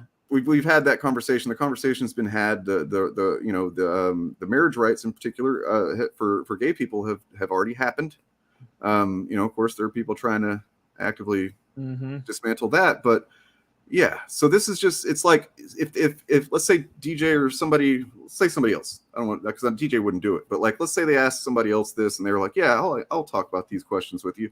You're automatically starting on the back foot with these people. They are already winning before you even answer a question if you take this shit seriously. Right. So yeah. And yeah, to expand on like what you were just saying with the community thing, like, right, like essentially this is framing it as if like these are two like focus groups or something. Right. And it's like, no, like literally the society we live in already, like you control that. Like, right, like you are like, it's all structured for you already. So like it's a ridiculous thing. And then it goes into like focus on the shared values, which is like basically framing this where again it's like there's nothing, like you don't need anything. Basically, like you've already been given everything, And so you're like, well, where do we overlap here? Where's our interest lie? What can we give you to shut you up? That, or like, what can falls you within give our us to shut us up? Right. And it's like, yeah, and it's just, it's just ridiculous. A perfect like little example of this type of thinking is, well, where's Straight Pride Month? Yeah, the other 11 months. Yeah, the other 11. I mean, and also just like it's not necessary because DJ on Eric Debunks, he made a video on this where he's like, he literally rattled off the numbers of how many countries have laws that you can't be gay. How many of those countries also can put you to death for being gay, and until basically those don't exist anymore, then we need Pride Month. You know what I mean? Well, yeah. And we talked about it last week with the lavender scare, or was that last week or 2 weeks ago? 2 weeks ago, I think. 2 weeks ago. 2 weeks, yeah. About how a lot of those anti-queer laws in the U.S. are still on the books. They're just made non-functional by a Supreme Court verdict. And as we've seen the last few years, that isn't worth the paper it's written on.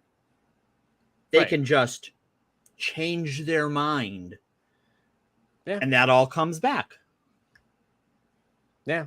I mean, yeah, it's just, and the thing is too, I would actually argue that this question, the way that's framed, is like pretty othering, like, because it is denying the fact that like straight isn't like just basically the hegemony that like it's essentially it's an othering of like, well, what's kind of like us?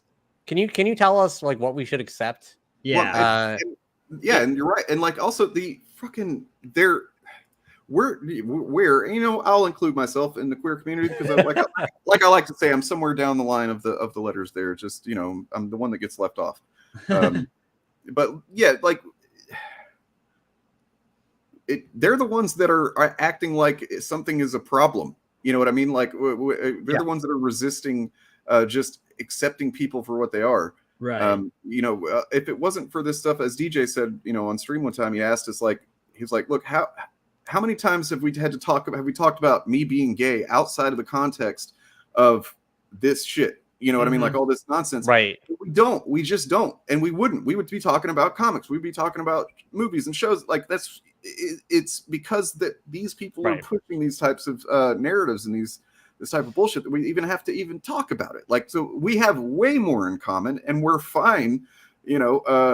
Yeah. And the other thing it denies, and this is an important one, I think, is that the values that the straights want, we all fucking live with them. Like not only in the society structures, but they're literally ingrained in us. This is kind of like I think an easier example to point to, but like there's a lot of internal stuff that you internalize or how we act that's still very in line with like being straight. Like even when you're queer, like that's there's a lot of stuff to like to cope with and deal with that. Like an easy example would be like, right, like just because women are affected in patriarchy, women still hold patriarchal values and can still uphold patriarchy. In fact, most of us do have something that we do, whether we know it or not, that does that. And so like those values like are already literally pushed in all of us from fucking birth. Like we already have them. So we don't need like there's nothing again. So it's kind of like this weird like there's not like what are you even talking about? Like it's not like we're trying to find two circles and finding where they overlap. It's like we're all part of like we already are like have this stuff. We're a circle in your circle. What do you want? What more do you want from us? Right. Like you're basically trying to shove us out, and so we overlap as little as possible. But like, yeah, exactly. Like we're already in the circle. Like we had no choice. Like we're all in your we're all here. Yeah. So two things. This by framing these two things as equal, it feels like a gangster coming into your store, talking like you're equals and offering you, you can pay him so that no one roughs up your shop, right? It's a protection racket. It's that same sort of you and I are on the same level. What kind of deal can we come to? So we share our value. It's like, wait a minute. You are extorting something from me. The second is I do know when Straight Pride Month is. It's actually about a third of the year from the end of August to the beginning of February. It's NFL season.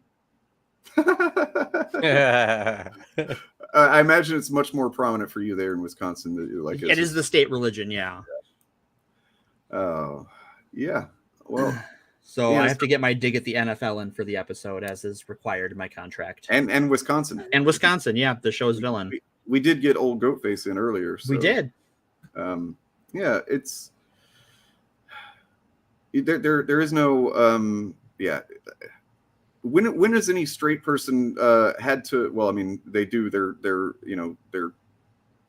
coddling with each other now because they pretend to be victims. But like, really, when does somebody straight have to call their straight friend to go, oh God, it's so hard being straight, like out in the world today, you know what I mean? Like people are just really against me being straight, you know what I mean? Like that's, I know someone who did that, who interacted with, so for those of you who don't know, I'm involved in something called Pathfinder Society. It's a big Nissan club. Yeah, it's a big Nissan club. No, it's Pathfinder role-playing game, does an organized play community called Pathfinder Society.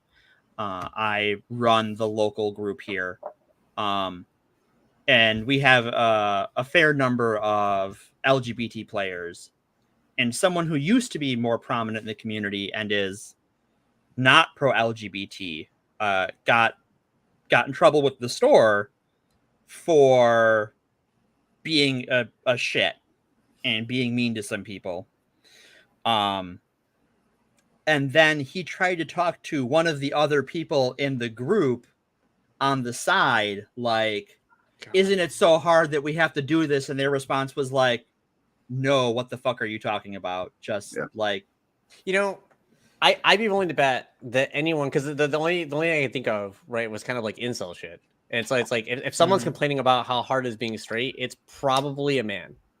For sure. It's probably wrapped up into toxic masculinity stuff, like almost 100%.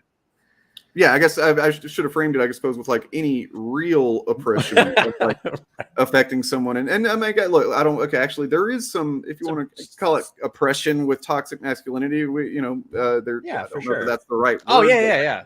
There's definitely suffering happening because of the way gender norms are set up. Well, that's kind of the sad thing, is that there's an element of like you to not accept. Like the more accepting you are, the more stuff you open up. Like it's also going to help like liberate you with a lot of things, right? But like they're so caught up in like, this is the game we're supposed to play. It's like you are accepting your own suffering in this. Like that those things are harming you as well, but you're just gonna go along with it because it's it's what was there, it's what and yep. They're their own perspective. Though I will say, I have to imagine, at least based on how they talk, there's probably some turf women who will do this. Oh, woe is me for being a cishet woman. How dare these transes have to use the bathroom? That's true. Yeah, that's true. They're a good example of like trying to like, yeah. Yep. That is true. You've got like 6 questions here. So moving on to the second one here. When it comes to the role of pop culture, I'm sorry, that's the wrong one. Uh-oh. Spoilers for the future. Everyone close their eyes. Sorry, ruined it. In your experience, what are some misconceptions or stereotypes that straight men often have about the LGBTQ plus community, and how can we overcome them? Well, first of all, I mean, never mind, I'm not going to speak first. Go ahead. This is like...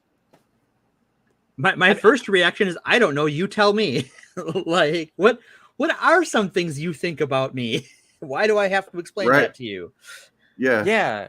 Like this of the ones I remember is probably like, I could maybe see this question being asked honestly. Like at least it doesn't have as many layers of bullshit behind it. But like, I don't know. I really kind of weird. disagree.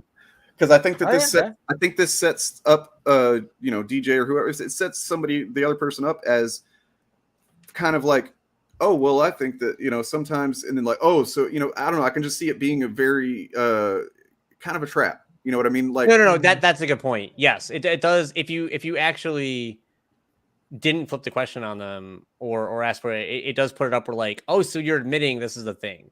Kind of. Right. It's basically getting, it would be if the other person answers it, like thinking about some specific things or a few examples they know of. and they're not and they aren't very clear about that that's what they're talking about, then they're just doing a bigotry against straight people. They're all straight people think this or something. You know what I mean? I don't know. Like, right.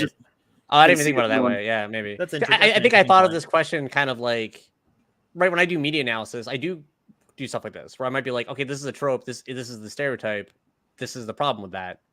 And so like there are ways to handle that without doing that, but being asked this in this way is very weird. It's also weird, yeah, that it is framed as like just a stereotype that straight men have, versus like, again, I guess I just go back to like as if you're not just like the main culture, like right. That's, yeah, well, like, and also they're excluding cis from that, even though they are including T in the, you know what I mean. So like of course, I wouldn't expect them to really. I'm just assuming that when they say straight men, that they mean like cis hetero, cis-het men, like, yeah.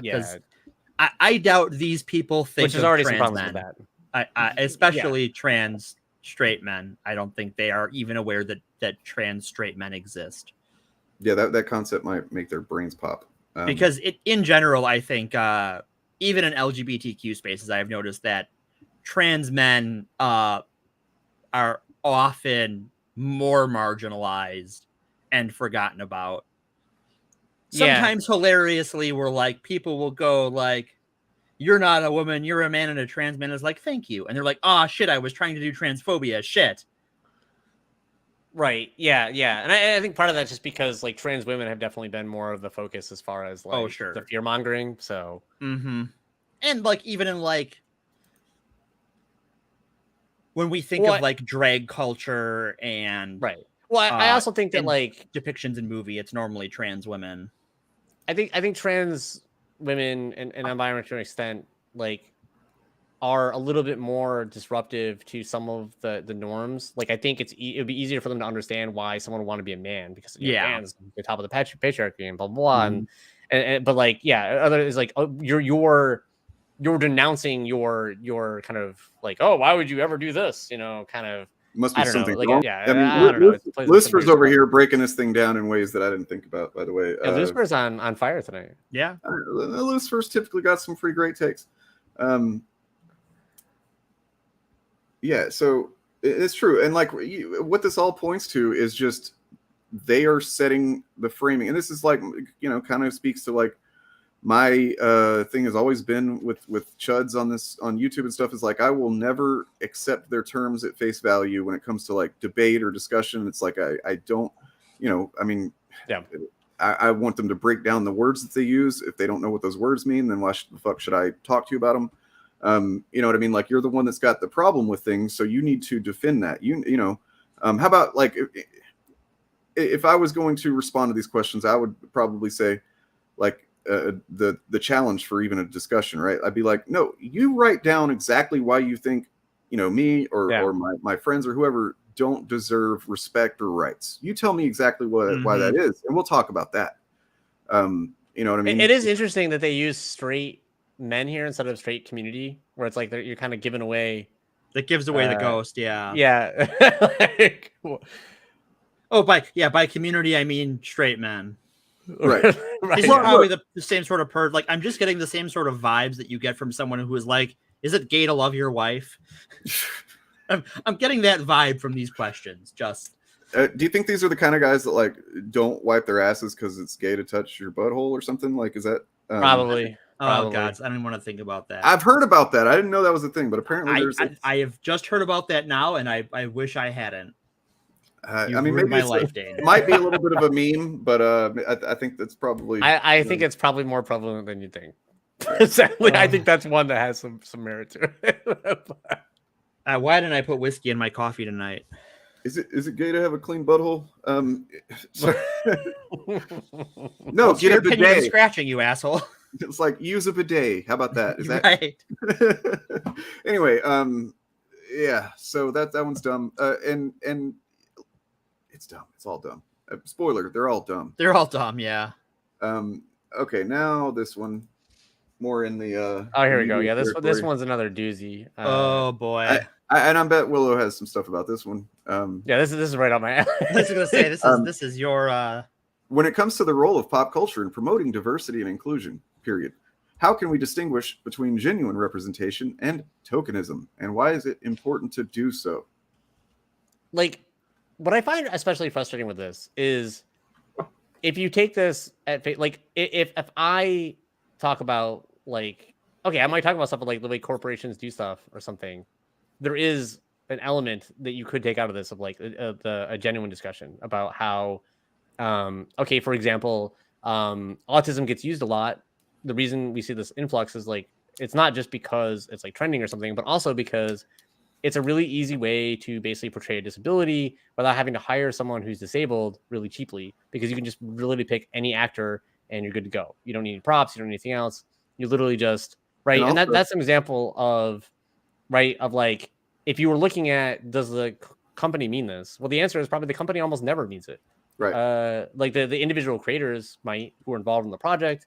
But like the company just wants money, right? Like that's why we all know and laugh about Pride Month, is great, but also it can be frustrating because you got like kind of rainbow capitalism going on, and where they do stuff, but then they're funding, oh, we support you, but then they're like funding bills against us or other bullshit at the same time, right? And so it's like, Right. and that's the real answer. Like that would be, if you were going to say, hey, how do you know if a company actually cares? That's the answer. Well, what are their actions doing? What are they monetarily supporting? And the answer is none of them give a shit.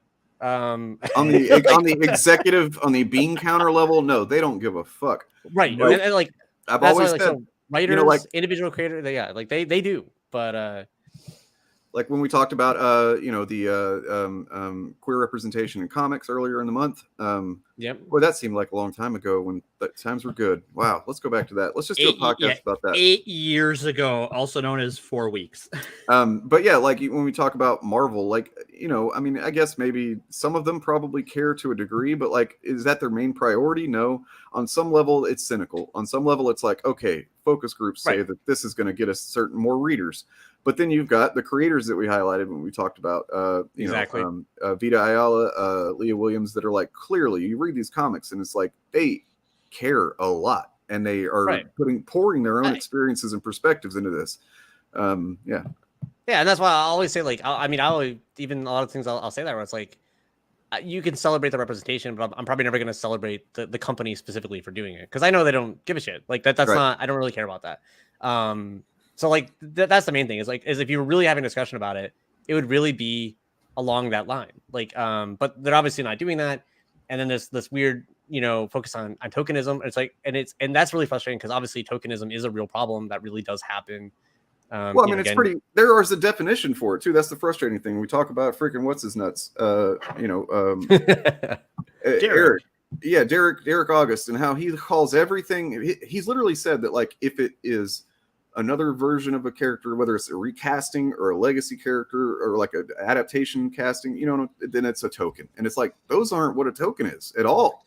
You can find the definition. It's pretty clear cut. That's like, it's a character that's, not the primary character. It's not, they're not given much agency or role. And like, before in the last maybe 10, 15 years, that character often was like fodder, to get killed off or something like that. It's just, it's like, oh, let's throw one of these in there. Like, it's almost like you take them out and the story would still be the same, basically. Right.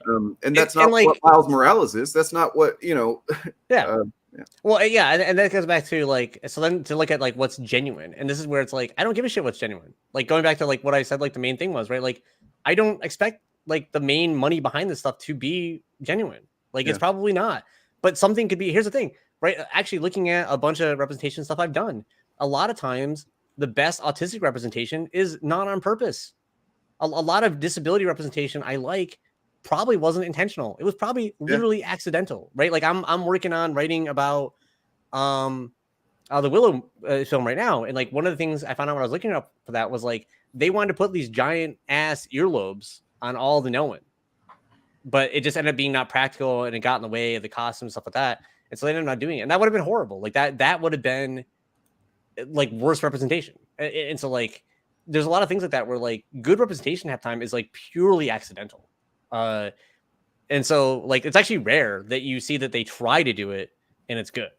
Like most autism representation is awful. Like most characters that autistic people relate to that is like done well is usually like headcanon, where it's like this character is just kind of coded data, and that's the same for a lot of queer characters too. Like a lot of the things that are done on purpose, like I'd say that's changing Garrick, a little more. Like we've definitely gotten there's one on screen, you know. Like I mean, yeah. So the actor played him so coded that Berman had to fucking give him a girlfriend to show how straight he is. Berman, fucking Berman. But Willow, you did say something pretty crucial a second ago, and every time somebody says that on this podcast, I got to do this. Here's the thing. Hey. I didn't want to interrupt you, but you did start off saying, "Okay, here's the thing." It's like must resist interrupting.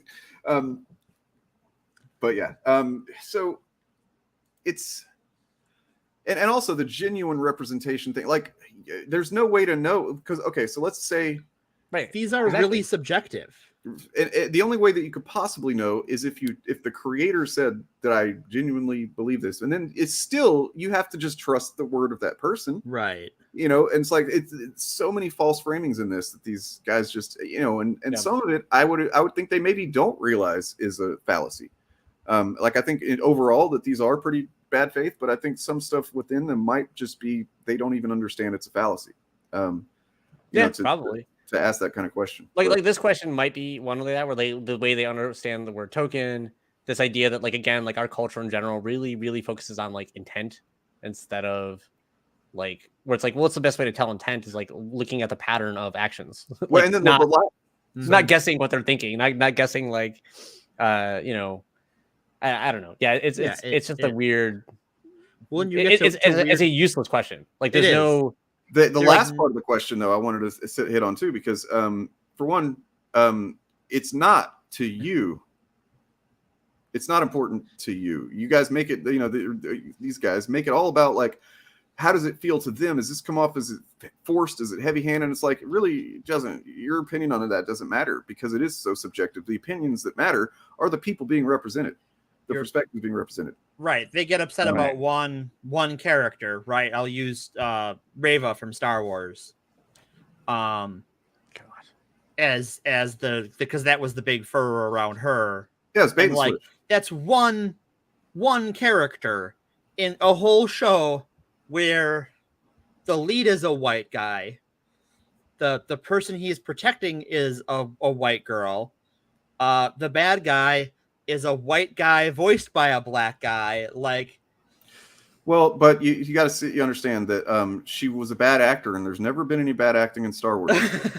Wait, right? That's the other thing. Is it comes down to this quality thing. It's like we're allowed to have bad parts. Like I'd much rather have is bad. And even still, she wasn't even bad to me. Like I don't think she was bad in any like. You know what? Honestly, this is just kind of a guess. I feel like that it's just like. They just don't like the tone of a black woman or something like that. You know what I mean? Like there's some kind of weird bias going on in there that maybe they don't even realize it. That like, I don't know. There's probably some misogyny. I wouldn't be surprised by it. Yeah. I think it's sort of the same or similar to like the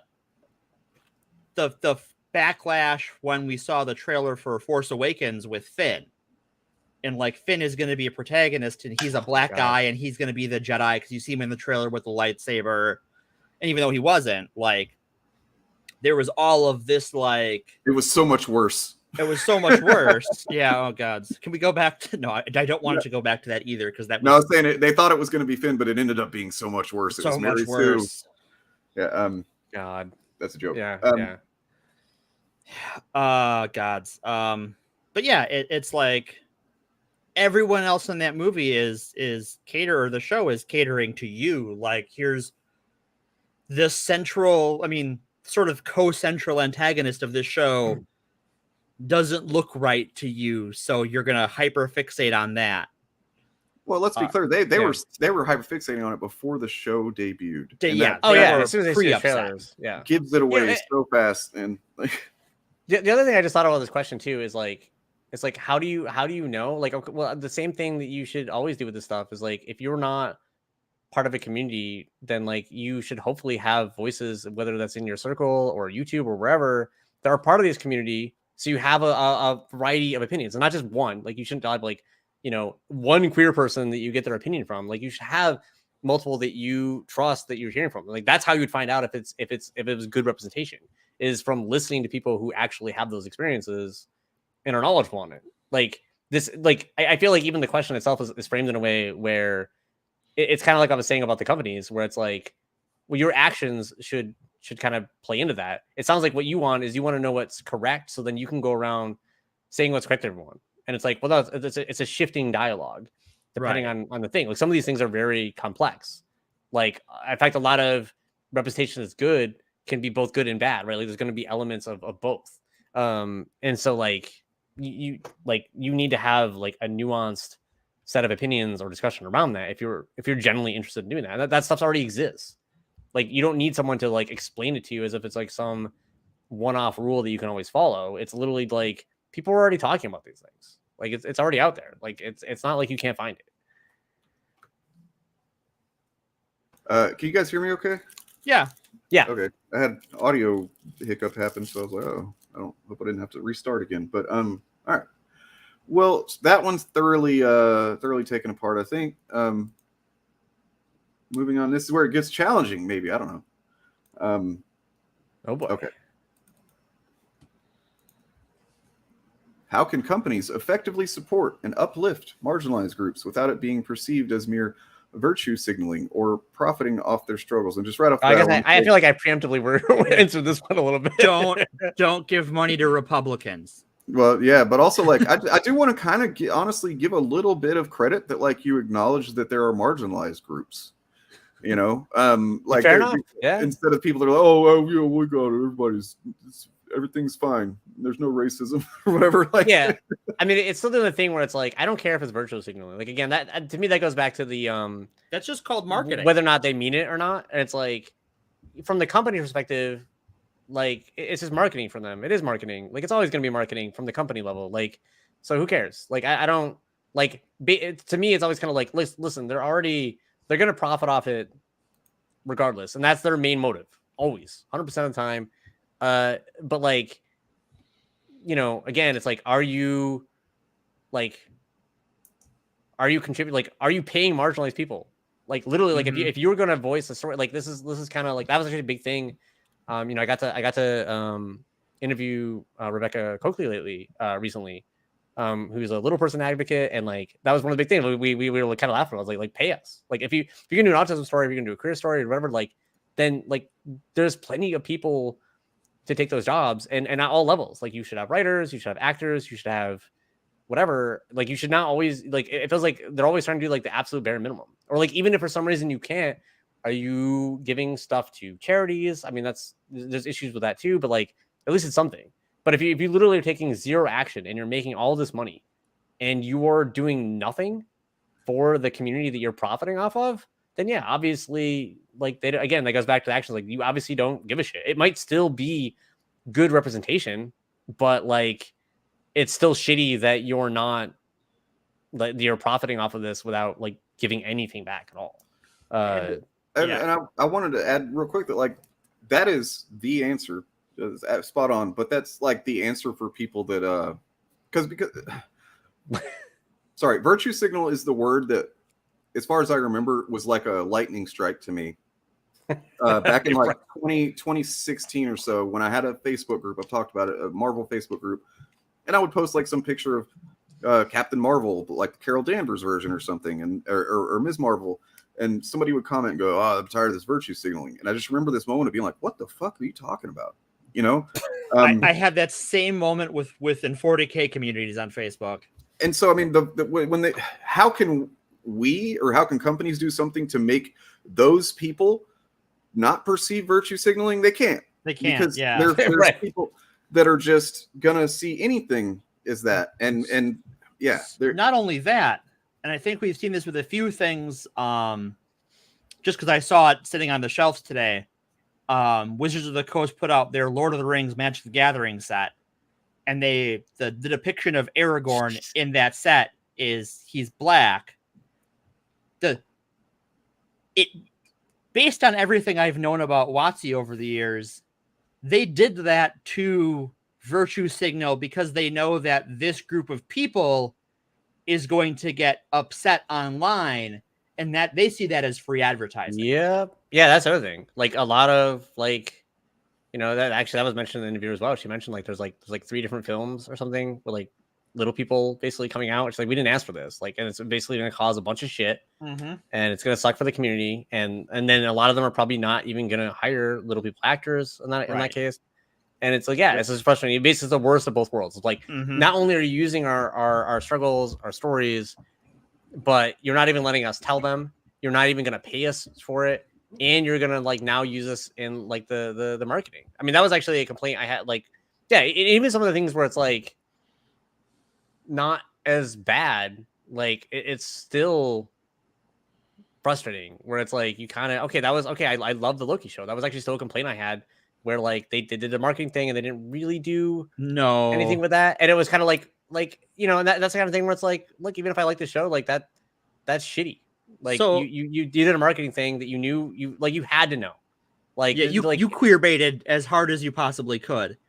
Right. And it's just, it's frustrating. Like, I think it would have been more telling. I think that if they wanted to do that, the version of Loki he should have fallen in love with should have been a dude, right? Like, because very clearly he develops some sort of attraction to, I can't remember what she calls herself, but the other Sylphie.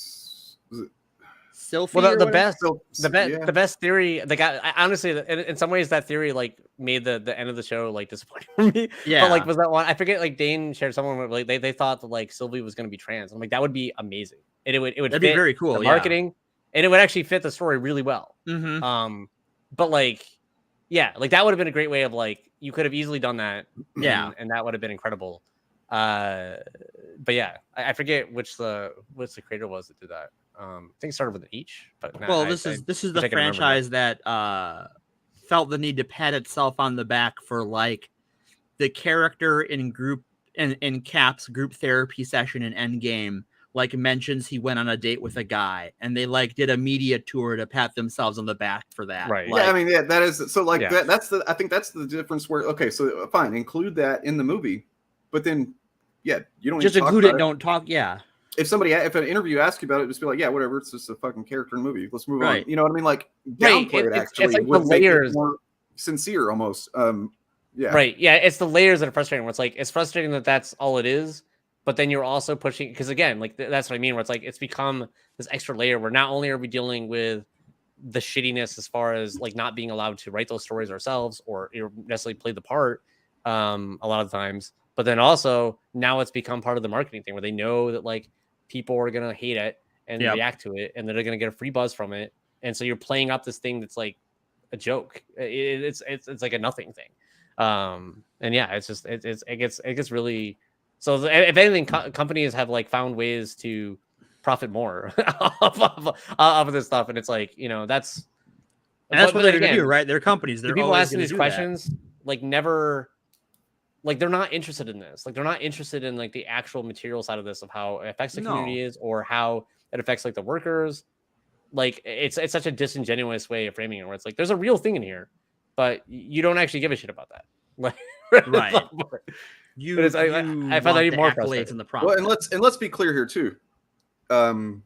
Companies profit off of everyone's struggles all the time. Yeah, it's fucking weird, and this is where the same people are like, oh wow, why is it bigotry? This is why, because when it happens in every other facet, you don't fucking make a peep. But when it comes to a queer character or something that's like, it just capitalism is profiting off of suffering. All the time, every day, right? Yeah, throughout the day, all day long. When you're asleep, when you're taking a shit, we're all fucking being profited off of our misery. Yeah. Right. Yeah. Exactly. Sorry. It's like no one's escaping this. This is literally all that there is. Yeah. Like it's this weird like, well, why aren't I getting a 14th character that looks like me to buy merchandise for? I don't want to buy the black action figure or the gay guy action figure or the trans man action figure. I want another cis het white guy with, you know, chin stubble and a 6-pack, but he's not too bulky. Well, it's also like talking about, mentioned the Aragorn being black in the Magic cards. Okay, so think about this. You've got literally every piece of media, adaptation, everything that's ever been done about, you know what I mean? Just like with Aragorn, he's been a white dude. Those things still exist. There's a bunch of it. You can go consume it anytime you want to. And then even with the cards, it's literally just like a shade of color it's a little bit darker on this one card. And that somehow is ruining something to you. Like, what the fuck? Yeah. And yes, it was. I think it's Joe Russo. He seems to I mean, I don't want to say that's a bad take because him and his brother both wrote it, but like, he has a bad take about AI that I saw the other day. So, I don't know. Not touching that. Not. I bet AI would be a good example actually, where again, like they'll ignore, like the same group of people will ignore like the material effects of that, and just eat that slop up. Well, I don't know. We looked at on Friday on stream. We looked at part of Pillar of Garbage's video on the Secret Invasion opening thing, and it's pretty nuanced topic. I think I don't. Yes, they're the. I've heard good things about that video, but I haven't seen that one yet. Yeah, I can't. I mean, Pillar of Garbage is fucking phenomenal. Really, like I can't believe I slept on him so long. But yeah, great videos. And I was thinking a minute ago, like, talking about because they're people intentionally leading into something controversial that they know is gonna cause a backlash, right? It's almost like we're not in a meritocracy; we're in like an outrage-tocracy or something. Where like that's the way that you get ahead is by just like leaning into some kind of outrageous, harmful shit. It's taking the idea that the squeaky wheel gets the oil, but instead of being a squeaky wheel, you take the wheel off of yourself and you try to beat someone else to death with it, and then blame them for it. Yeah, drown them in oil would also be no, all right. So. Oh, this one's going to be fun. Oh, no. What's the difference between someone who is genuinely homophobic / bigoted and someone who simply doesn't understand or has different viewpoints on certain LGBTQ plus issues? And those are the same thing. I know. I was going to be like, nothing. So, if I can steel man their question a little bit, if I'm trying to adopt because if they don't have the language framing to frame it in the way that we're going to see it, then okay, what they're trying to say, if I'm being charitable as fuck, and I probably shouldn't be, but okay, let's do it anyway.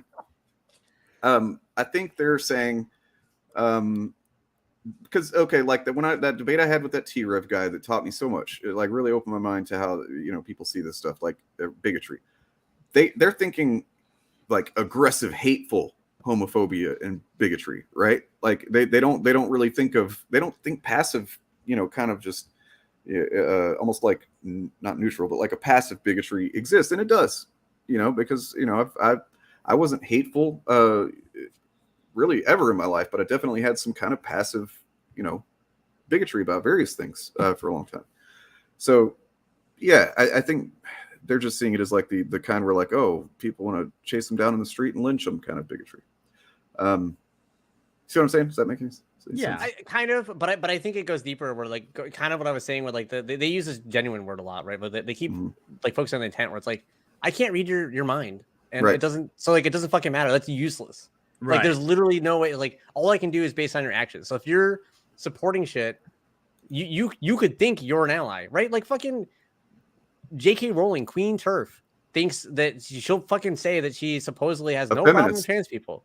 Oh, she says she's a feminist too, and she, that's just not the case. Right. Because do you hear that sound right now? Just listen. Shit, be quiet.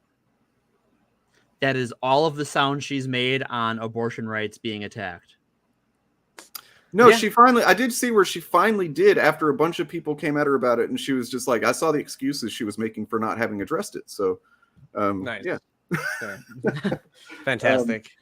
But yeah, like I don't know. It's just one of those things where I always find that like really, again, it's just this whole idea of like focusing on the intention or what's genuine. Like that. Okay.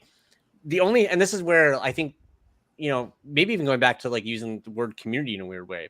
Whereas like a community isn't necessarily just a group of people. There's a shared thing there, right? Like this question at best, like this idea that like whether or not is really what that is, it's a personal question, right? Like if I have a friend who displays some, like that's been a friend for a long time, and they display something to me that comes off as bigoted, right? That's where it would matter to me on whether or not I want to navigate, like how bad is this, right? Like, am I trying to educate this person? Am I trying to get to this stuff? Like, what? Like in your personal relationships, that matters. If I'm dealing with some random person on YouTube or Twitter or wherever, like I'm not gonna get to know you. I don't need to get to know you. I don't like. There's no this idea that like as if I could somehow tell what you're genuinely thinking is ridiculous. Like that only applies or makes any sense in a personal relationship. I guess if someone approached me with this question, I would go, okay, why did you bring this to my doorstep? Like, why did you drag your dead rat on my doorstep? Like, okay, you needed to tell me you have a different viewpoint on LGBT issues. Great, cool. Why is this here? Like, why are you? What do you think you're accomplishing bringing this to me? Because I'm the one non-binary person, you know. Like, okay, well okay, cool. So, I guess. From the perspective of someone who does not have this lived experience of or identity of being non-binary, I've thought about it a bit. I've been like, am I because I don't care about like how masculine or like that stuff. But I think that's more of a position of privilege, honestly, if I'm honest with myself. But so basically 90% of what I've learned about this stuff, I've learned from Willow.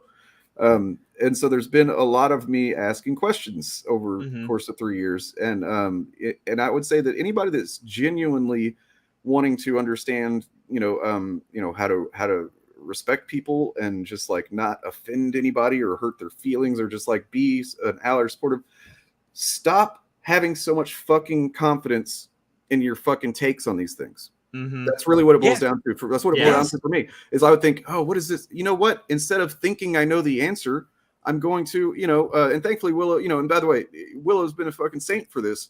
No queer person owes you this, right? Like, no queer person owes you to give you an education and shit. But like, and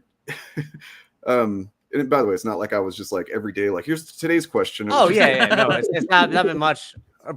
But again, but again, I mean, it goes back to what I'm saying, right? Like that's something that makes sense on a personal level. You shouldn't be hitting up random people for this shit. Like if you happen to find people that can educate you, like again, it's kind of like what I said earlier, where like if you were trying to tell representation was good, there's already people talking about that. Go find people with those lived experiences that are talking about it.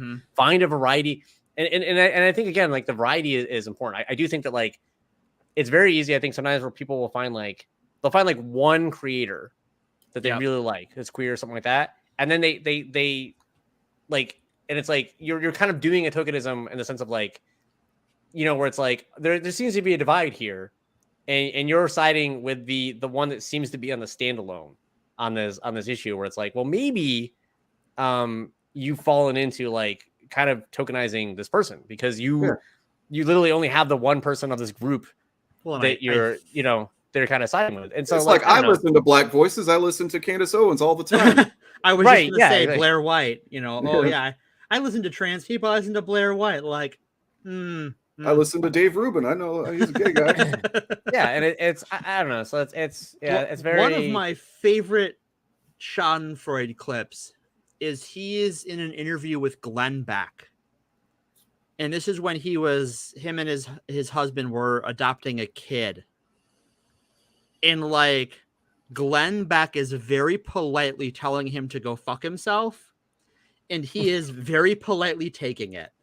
And it's just like, but you can see in his face that he wants to be literally anywhere else on the planet, and that like everyone he works with, it would not, if he was bleeding out after getting stabbed, they would go, well, you shouldn't have been gay. Well, I mean, and that's not even the only time it's happened. It happened with Ben Shapiro and just like the wedding, gay marriage thing. Yeah, the gay wedding. Yep. Mm-hmm. I don't remember Yeah. what said exactly, but it was essentially the same kind of vibe. Which I'll never go to your wedding, I think, or something like that. Yeah, something to that effect. Yeah, it was just like, it goes back to like the whole genuinely thing. Like, I don't need to know if someone is genuinely homophobic. Like, I don't need to guess. Often they'll just tell you, especially when they're in that sort of position of privilege. Like, they will. I have experienced that secondhand at work, where I have had I have a coworker who's native, and I have had white coworkers go to him and like ask if certain phrases or slurs are okay to say, and he's like, Jesus. 1, no, 2, why are you asking me at work? Right, like being in a weird position where the person asking this is a person in authority, and it's like, oh my god. Well, and again, I've asked Willow similar things, about certain things, and it's like, but not because like this is my non-binary friend, but because Willow is a very fucking knowledgeable person, and like I trust their empathy and their understanding of these things. And but that context perspective is it okay to say insert slur here? Right. Yeah, that's that. You were doing that, right? You weren't asking for a slur pass. I mean, it was a pretty rough first couple of weeks of the friendship. I'll say that.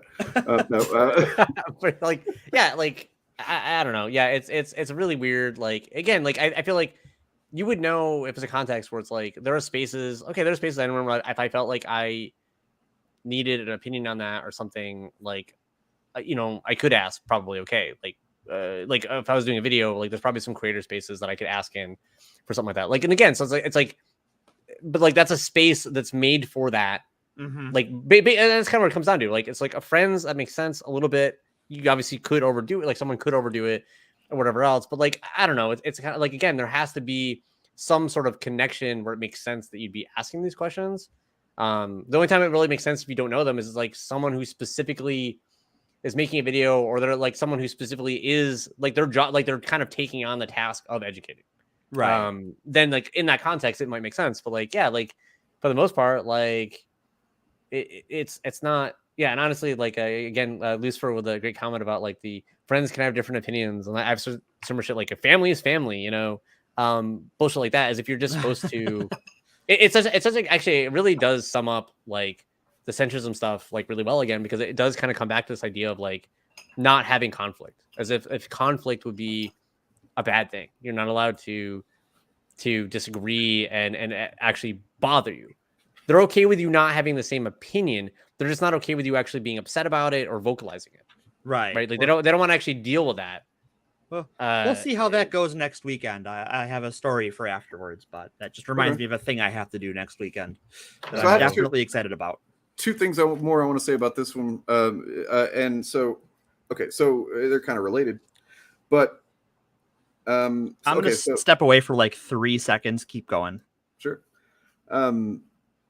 So going back to the effect versus intention thing, like, and that's something that like I've kind of intuitively known for a long time, Willow, but like it's another thing that I've learned, just in our many conversations about these types of things generally, like of just how to, respect people's experience and perspective, right?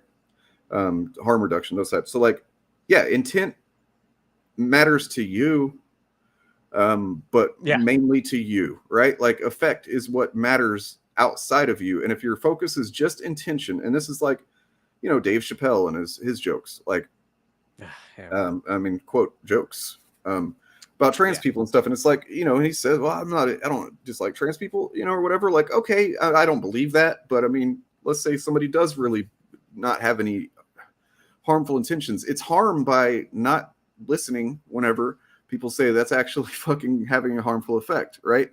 That plays into a harmful. So like, stop thinking about your intentions as much as the effect that you have on the world. And the other thing of that is like, unless it's something like really over the top, everyone pretty much generally is going to assume that you didn't necessarily mean it. And the frustration is going to come when it gets pointed out, even if someone isn't like calm about it, that you buckle down and you get defensive. Like that's where people are going to get upset, right? Like it's not the second part of this was that like, okay, so no, it's okay. I just wanted to like say it like this, that basically you're asking this question, and hopefully those two fucking idiots are watching this. I hope you guys are. you're asking this question, but we just laid it out. Now, are you going to follow along what was provided to you? Yeah. That's the fucking underlying thing here is like, people are telling you all the fucking time and you don't listen. And then you instead do this type of thing. One of you I've had on my stream and explained, you know, a lot of shit to you, you know, and I brought up information, I brought up data, I brought up, you know, and you're still doing this shit. So like clearly asking the question as if just you haven't heard the answer yet, you're bad faith, you're disingenuous, you're a piece of shit. Okay. Yeah. It's like that's how we can tell someone's not genuine, is when you don't, your actions just stay the same. You don't, like, nothing changes. It reminds, actually, one thing that like helped me actually a lot when I first was kind of dealing with like the family shit when I was going to therapy way back. One of the analogies the therapist used at the time was, even if like someone was well intentioned and everything else, if every time you went to see them, somehow your toe got broken, every time you went to see them, eventually you're going to stop going there. It doesn't matter how much you like them, doesn't care for them, or how much, like, eventually you're just going to stop because you have to. The problem is that when it's not like physical pain, we have a really hard time like valuing like the harm that's being done to us. But if it was like literally, and I just really like that analogy of like, yeah, if your toe got broken every single time you had to deal with this person, you would avoid them like the plague. Like you would never, and you know, and like the whole narrative too of like, I really hate this narrative. It gets played up, I think, extra hard with family or friends and stuff. But like this idea that people are just like willy-nilly cutting people off or not dealing with people. Like, I'm not saying it never happens. Obviously, there's always like extreme actions, like occasionally, but like that's so rare. Like, you know, it's hard. Like okay, like my family, like I probably would have dealt with some queerphobic stuff, but like I had that all that shit blew up way before I even came out with other stuff. And it's like, that's not something that you want to have to do. Like, it sucks. Like basically like cutting off like all your connections kind of thing. Like, it's not something you want to do. No one wants to do that. Like, it's not like, it's not even fun if they to did do it accidentally at first, you would quickly realize it's not fun. Right? Like, so like that's just not a thing. Like, it's such a nonsense thing that gets really focused on as like everyone, you know, people can have disagreements nowadays, or people just can't tolerate blah blah blah, and it's like you know, that's funny because it's always put on the person who's being aggrieved, right? Like, or being harmed most by it. Like, I know when I fell out with broad swaths of my family, it was over COVID, and it's like I work in healthcare. Oh Jesus! And so it's just like they're telling me things that I'm like, I have friends who are having breakdowns at work and are just getting beat the fuck up, and it's just like, no, this is real, this is happening, and I'm the bad guy for telling you that. No, fucking Alex Jones, and not even people that are that extreme, you know, Tucker Carlson and all of those clowns, like, no, they're just lying to you. Yeah. Yeah. We can move on to the next one. I just realized we're about to hit 2.5 hours. It seems like it's flown by. We are flying. I haven't crashed. I don't want to jinx myself, but I've made it so far. Yeah, awesome. You've seemed like a party. We've got one more. Okay. And maybe this is one where it turns around and it's like, okay, no, it's not. That'd be an impressive ending. Yeah. It's gonna stick landing, huh? Oh, I'm not actually showing it on the screen. Okay. Nope. What steps can both the straight and LGBTQ communities see question 1 take to foster open dialogue and bridge the gap of understanding, even when there are moments of insensitivity or ignorance? This feels like they just combined the last question with the first one. Yeah. This is some tone policing shit too, right? Like, what are you going to do when I'm being ignorant or insensitive? Like, I don't know, tell you to fuck yourself? Like, you just chill? Know, I feel like it's done all the time. Like, you know, the thing is the way that these people fucking receive the information. It's like, it goes back to like that T-Rev thing and like the, you know, racism is evil. And it's like, well, hold on, man. Like, you know, I think there's a difference between, you know, like there's a big difference between holding some ignorant biases and not, you know, like, and then just like going around calling people the N-word and like, you know, wanting to lynch black people or some shit, right? Like there's a big difference there. And if you don't have some measure, like neither one is good, right? Right. But there's something you can do about the first one, and that's going to take listening. That's going to take working on yourself. That's going to take honesty, accountability, and yes, of course, there's going to be people from every marginalized group who are just not going to want to have anything to do with you, even if it's just like it's just an ignorant, you know, mistake. But that is their right. Just like it is with anybody else out of this context. If somebody decides I don't like this person and what they said for whatever reason, that's their right. You know? Yeah. Well, here's the thing. Like, what I love with that is like, what do you mean by open dialogue? Like, if you do something really bigoted and I tell you, and I'm like, well, fuck you. Guess what? That was a dialogue. That's the what dialogue. Are you gonna do now with that?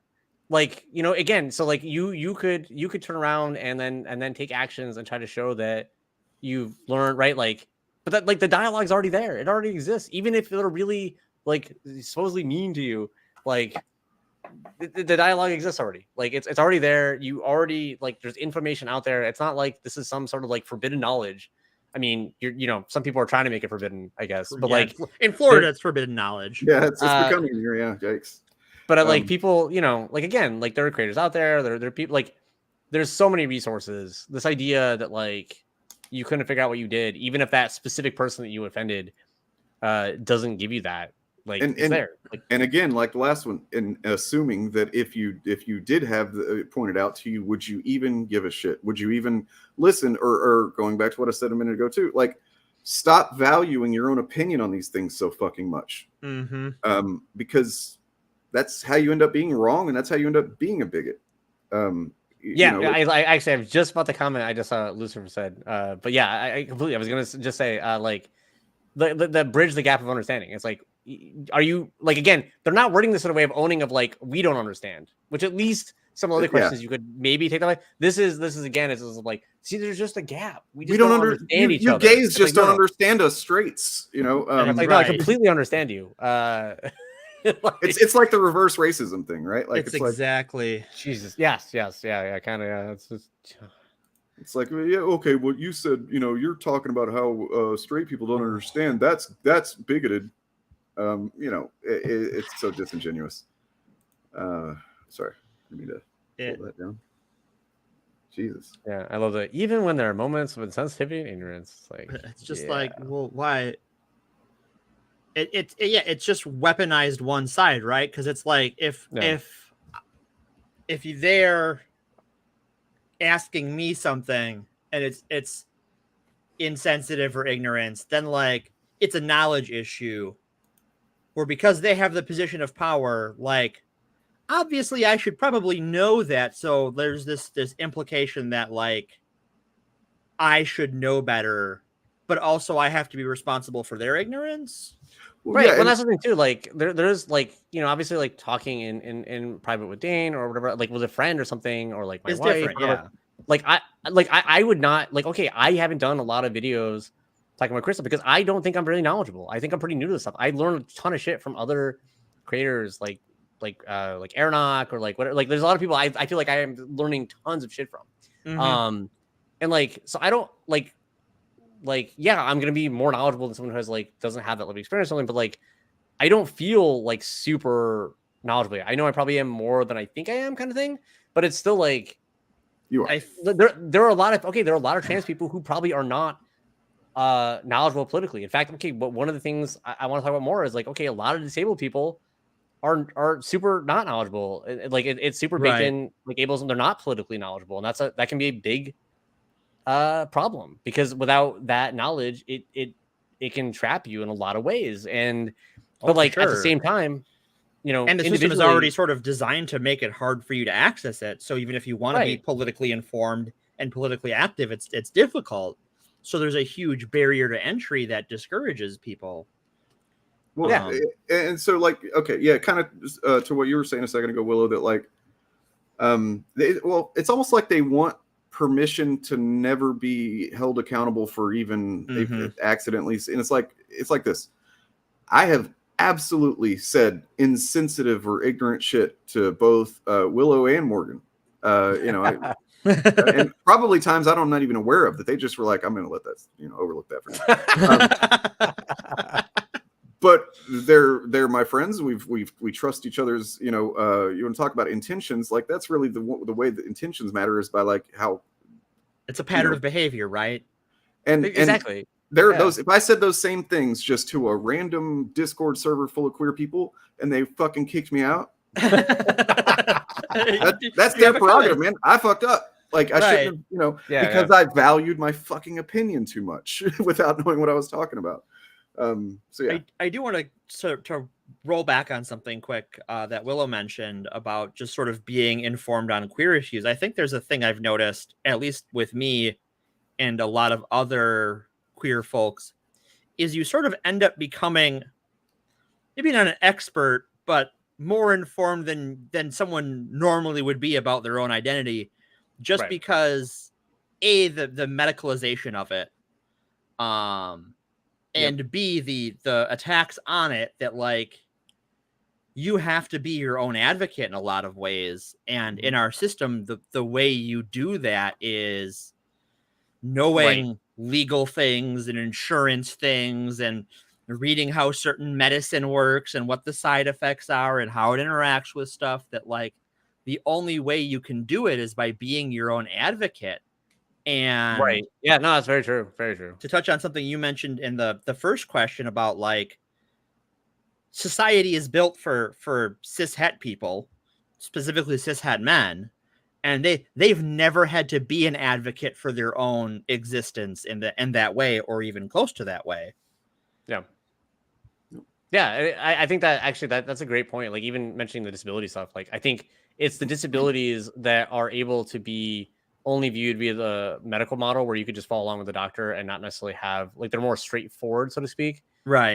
There's a good chance that you may not be as politically informed because you're not pushed to it. But like, I think there are certain disabilities that are more prone to, right? Like if you have a chronic fatigue or chronic pain or some of these things that are harder to diagnose, you've been put through the grinder.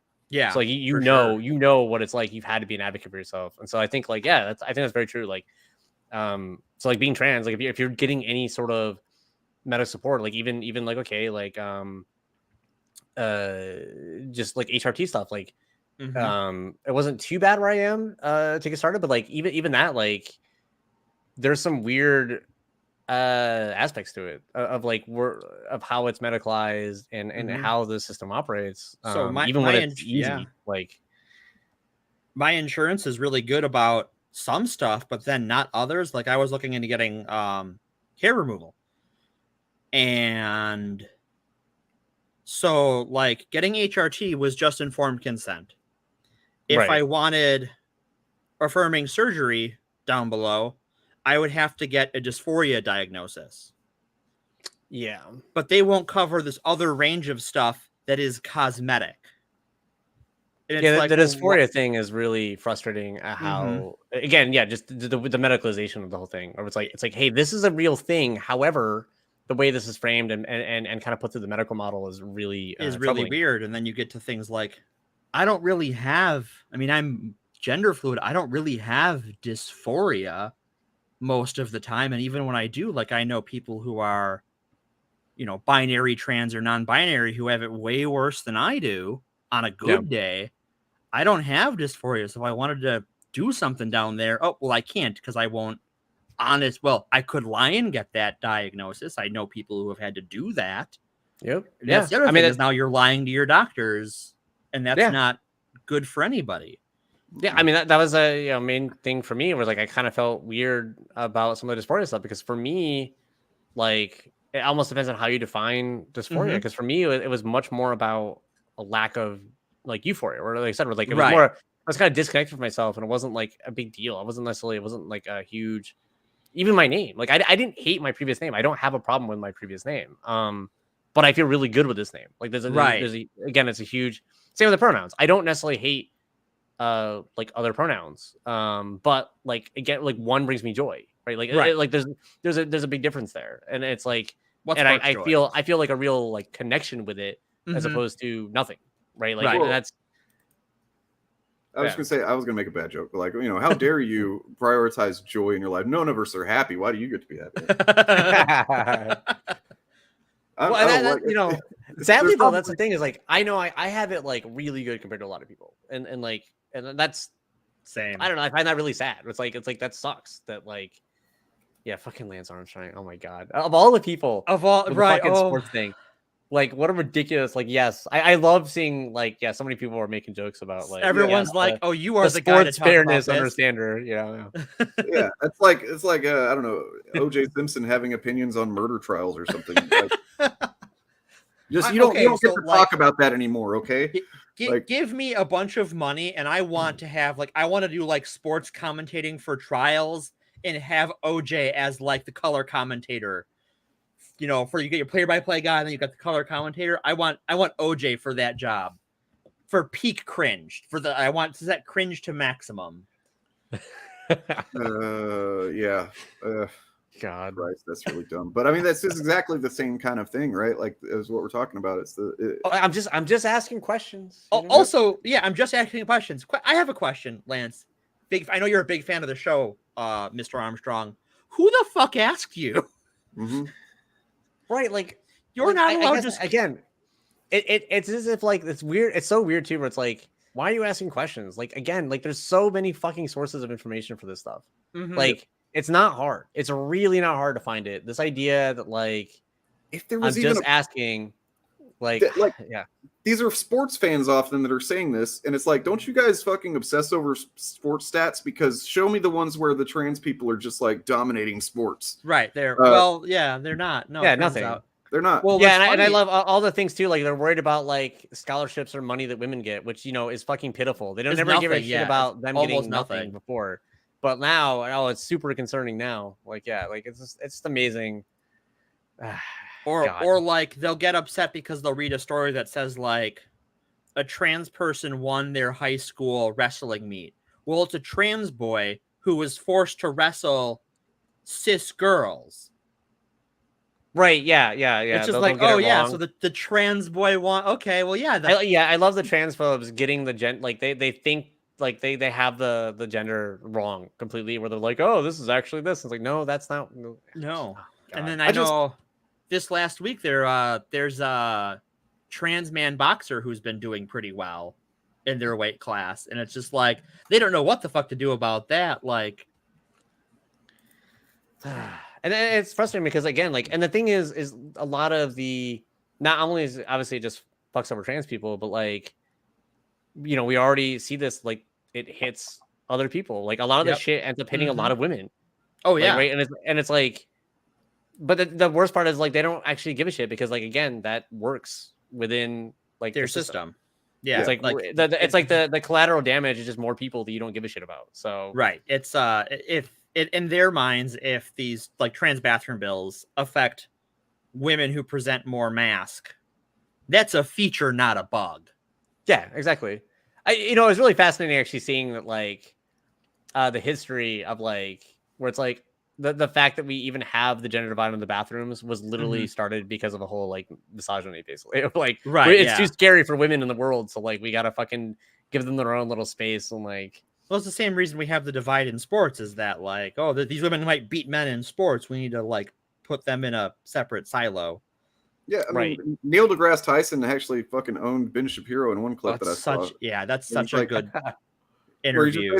He said, yeah, no, you're right. Maybe if we're gonna concern ourselves with like people who are just like way more prone to dominate in a sports, we need to be basing it on like, what did he say, like just I mean just general. I mean they do it with boxing, right? Like there are boxers that are bigger and they got the heavyweight and the lightweight or whatever the fuck, and like you're right. Like, there's a million ways you could divide a sport. It doesn't need to be sexed. It doesn't need to be divided by sex or gender. There is all sorts of other metrics. And as Dane mentioned earlier, sports nerds fucking love metrics. Yeah, it'd be new ones you guys get to study, I mean, they like to make fun of D&D nerds, but like I see the stuff you're looking at for fantasy football. I see what you're looking at. I've seen it. I want to beat those guys up. Like, really. I just make I want to bully them. I want to give them a swirly. I wanted to show something real quick, which is randomly, I was closing out all these images that I'd had open of these questions, and these last two that were open. So I was like, which one is the last one? And then just real quick here. So this one, and then.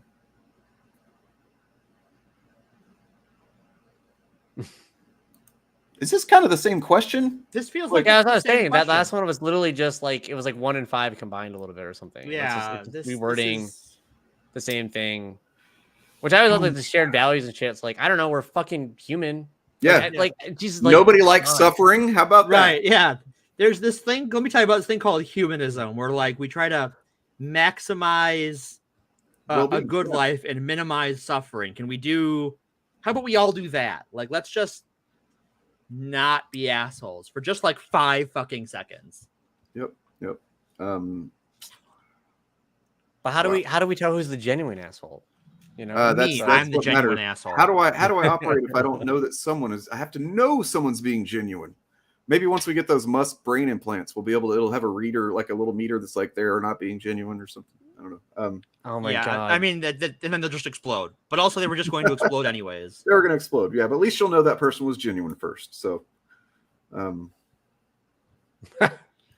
AI would probably generate better questions. Well, then again, I don't know. It probably has a lot of data from their bullshit channels and stuff. So maybe they would just have those. Yeah, that's true. So I want to comment on Lucifer's transphobia and misogyny are besties for a second, because I have a saying about that. Bigotry loves company. Yep. Can I say something? I didn't fully understand this until like several months ago, honestly. Like when Bob Organized Chaos debated Ethan Van Sciver is when it really was like, oh shit. I don't know how I missed it. Like, but obviously because I'm not one of these things. Or either a woman or a queer or whatever. Like it doesn't affect me. I'm privileged. So like, I didn't have to think about it this way. But like, whenever Bob asked him, why is it, he's like, so, why are you calling me saying soy or whatever? He's like, well, because it's a nice way of saying you're gay. And here's, by the way, shout out to our muse of the podcast, Ethan Van Sciver, getting an organic mention. And he's like, what's a nice way of calling you gay?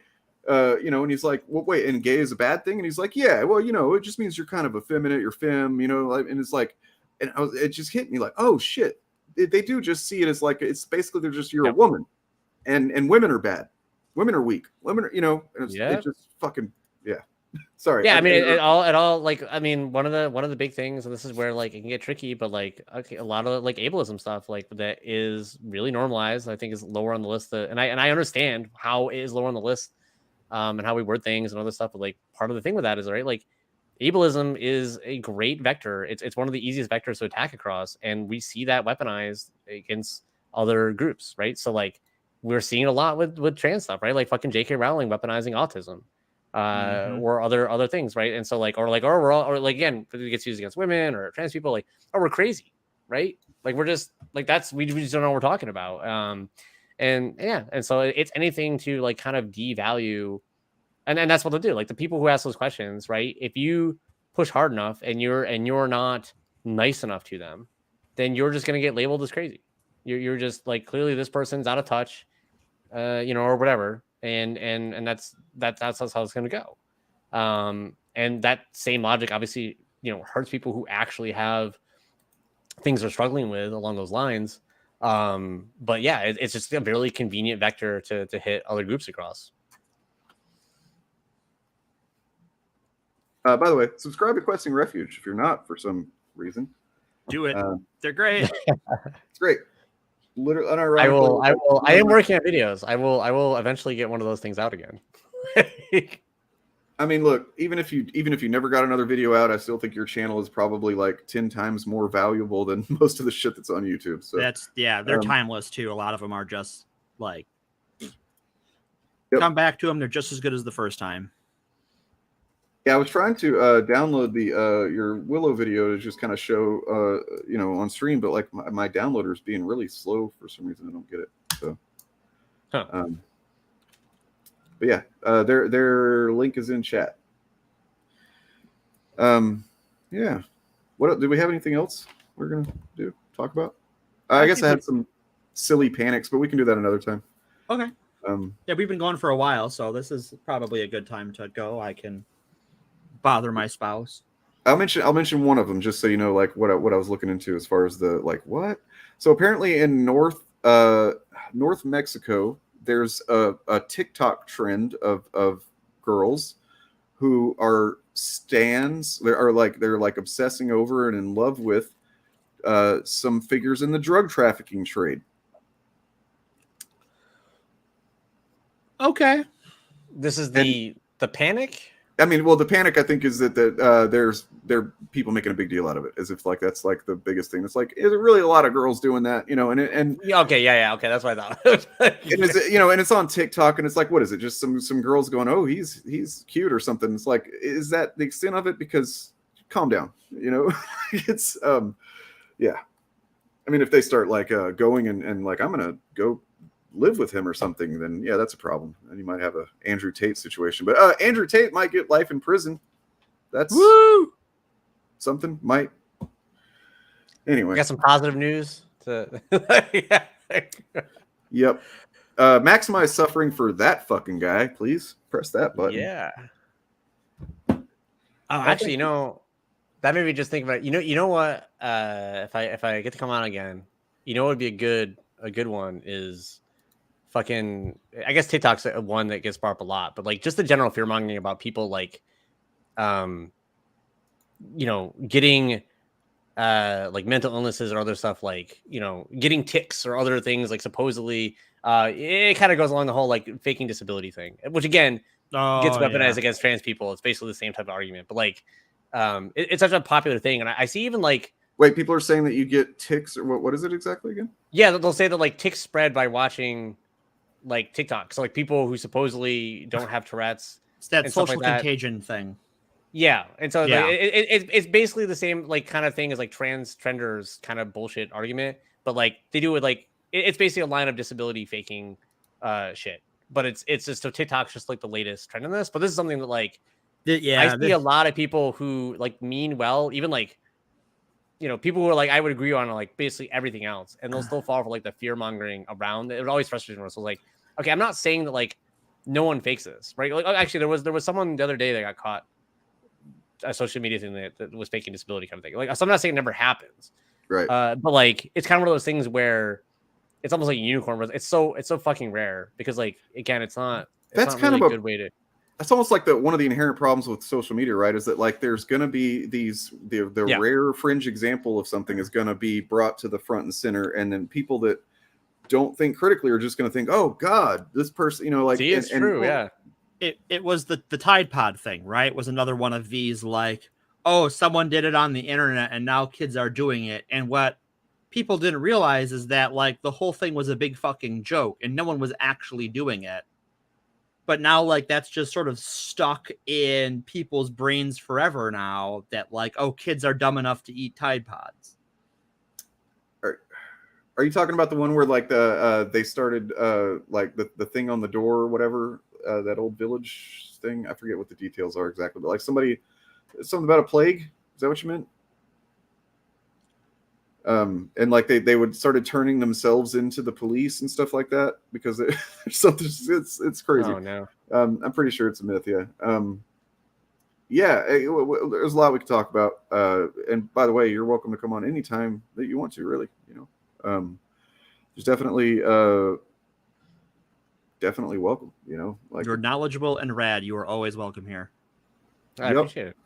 And getting actually set up where it's like, oh, cool, my setup actually worked this time. That helps. And I wanted to add too that like you doubted yourself, you know, a little while ago about like your knowledge on these things, and it's like, you know, maybe specific knowledge on queer issues isn't, you know, what you feel strongest in, but like, and I've told you this before, but like, I was prepared for my kid to come out as non-binary and have generally, I think, done a pretty fucking awesome job about being a supportive father since then, and they've gone on to their life is vastly improved, like how they feel about themselves. They got a 4.0 GPA on this last year.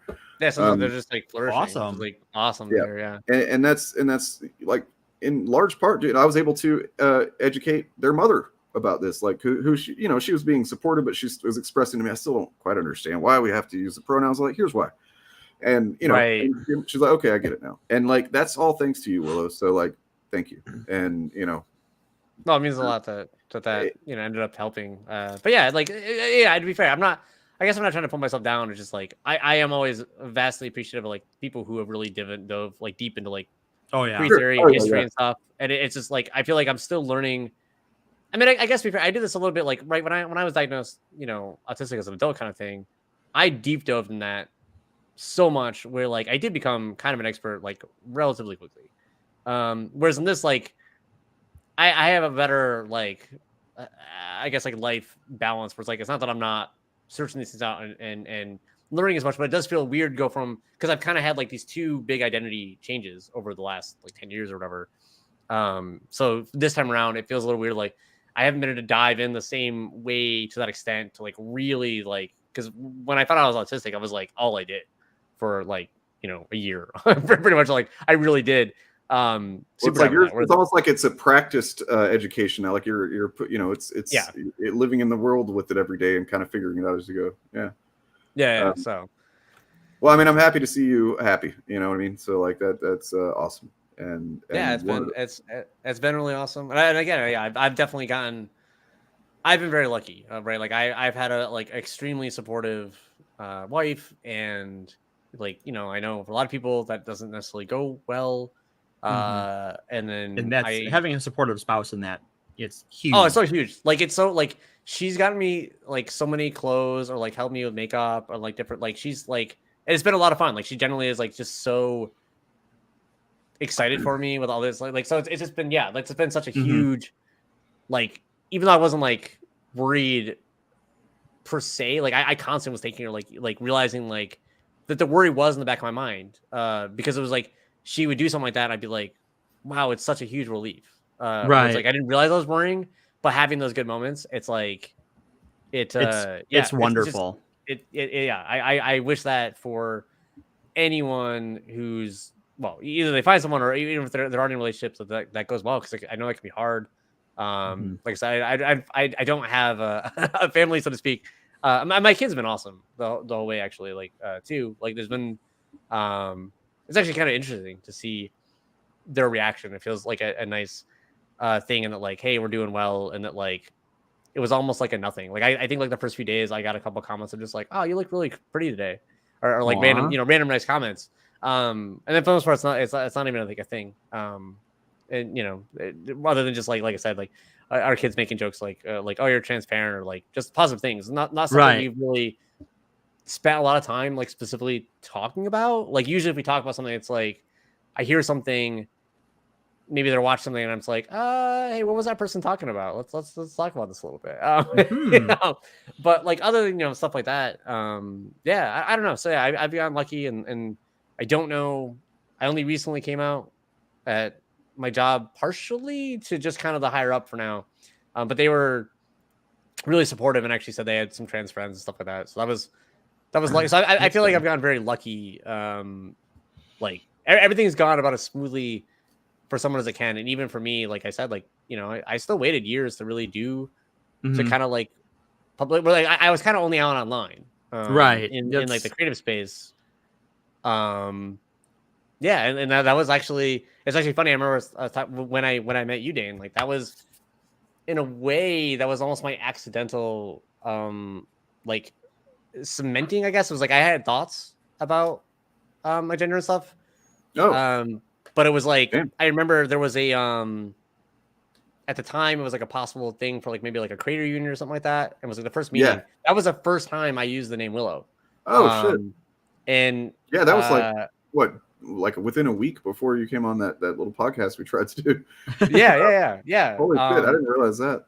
And so like, yeah, like that was, and it was partially like that meeting was a good example where like I remember telling my wife like how great I felt people were calling me Willow, like hearing that it was such an life changing. Yeah, like it's again, so it's just, it's so funny, and that's what I mean. Like it's something where it's like I didn't know I was missing that, right? And then I had the same experience. Well, differently, but like when when people I knew, when I told them I was changing my name and they just adopted it, and just hearing that was just like, this is the coolest thing ever. I didn't know I needed this in my life. Yeah, like, yeah, I'm glad that, like, it sounds like things have gone pretty well for you as well. Because, yeah, I mean, unfortunately, it sounds like a lot of people don't. No, it's a lot of people do not have that, right? Like No, I said, for me, it's weird because, like, I had the falling out with the family, but that actually happened long before. Right. Same. Yeah. No, the only place I'm not out is at work, and I recently found out that that's probably going to have to stay that way for a little bit. But damn. All right. That's it is what it is. But like, we'll sort that out when we get to it. But actually, doing this show is what got me to come out offline more than I already have, and just sort of like announce it rather than just like be out and not say anything. Just like do what I'm going to do, and if someone has questions, they can approach me. Was like, if I can tell a bunch of strangers on the internet, what the hell am I doing in my real life? Like, I can see that. I mean, I do think that, like, there's an element of, like, we decided to, like, where I was like, yeah, I guess I don't really care about being on camera. Like, I haven't done it in my videos yet, although I do want to start now. But like, yeah, I'd say there probably was a degree of, like, being on camera a couple times. We tried some podcast stuff or random things that, like, probably did get me thinking about that a little more. Where again, like especially after we, I think, combine like that with like moving. It's never like one thing. I guess it's always like it's a snowball, right? And so it's like they add up, and you start to realize like, oh, I am being kind of hesitant to do this stuff. Why? Whereas now, like I said, like it's much more like I'm excited to have a chance to get on camera. That's why I want to be videos. I want to be more visible. Like I want, so I don't know. Yeah, it's a nice feeling to go from kind of like I said, it didn't even feel like a negative, but just the lack of all the positives is just kind of like refreshing. Like, damn, like, things can just be a million times better. Like, it's like this apathy and disconnection to like feeling like you own yourself now instead of just renting a meat robot. Yeah, that's honestly a great way of putting it. Of like, where it's now, it's like feels like I'm figuring out like, oh, this feels like me. I see myself. I feel good. I'm excited for, just all of it. I guess wherever it goes. Because obviously it's a process. I think that's the other thing too. Is like I feel like, how do you start? And I think this is true for like anyone who's like first like into stuff, where I can feel like you have to, like, before you come out, you have to have like the answer. Whereas like, and I kind of accept that, like, it may change over time. I don't know. Like, maybe I have different thoughts about my gender later. I don't know, and that doesn't matter. People are allowed to grow and change. You know, right? Like, and I always think it's weird that we talk about it transitioning and being trans, and like, it doesn't feel as much as I am transitioning as just being me, right? And like, there's no like, when you think of transition, you think there's an end goal, and I'm like, I don't think I have an end goal in mind. It's more like you're shedding the parts of you that you don't care about. They're not you. I like that. I can see that. Like, I've been saying, like, I've started transition because that kind of makes sense to me because there was like a start point. But like, I feel like something like I'm not gonna. There'll probably be like plateaus of like where nothing really changes for a bit. But like, I know that like, I have no idea what the next few years will be like, for example, like, or ever really, but like, you know, I think there's periods where you can kind of recognize like, who knows? And that's gotta be like, kind of exciting in a way, right? Like, exactly, wait till you get hips. That's about 9 months in. I'm so excited for that. Oh yeah, it's great. I feel like I'm like, it's so weird where I'm like, no, it can't be yet, but I do feel like I'm noticing some changes, and I'm like, no, I can't be. It's too soon, but like it feels like slightly, because even my wife kind of was like, made a comment. Something's like, right. That's how it starts. Like, something is different, and then it's just like, oh, that's fun. Yeah. I think Dane, you were way earlier when I said like one thing that's kind of funny was like with transitioning is having like discomfort or any pain that's like a positive thing versus like, you know, as you get old, like I'm getting pretty old now. but like, you know, so you're used to like more aches all the time and stuff like that and managing pain. And it's like, oh, cool. Like I have like tenderness or like new pain. It's like, oh, this is actually a positive. That's a new experience. But yeah. I did want to say, by the way, that like, yeah, very glad that you both seem to be pretty lucky and supported and stuff. However, there are a lot of people that are not, and those people need it. You know, like it's just.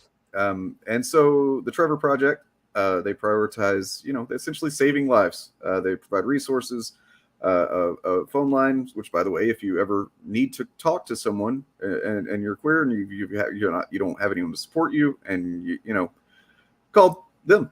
Yeah, they do a lot of great work. They and do like a so lot of good work. they're definitely an organization that, like, if you can support and pitch in at all, they do a lot of good.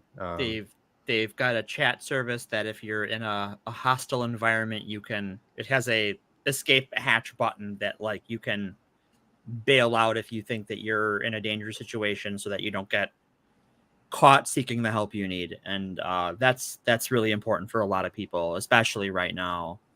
Yeah. So yeah, if you can donate anything, please do. And then if not, please just share it. You don't even have to share this stream to share that. You know, like, I'm not saying this for self-promotion. You can just share the Trevor Project, and should. So yeah, please do if you can.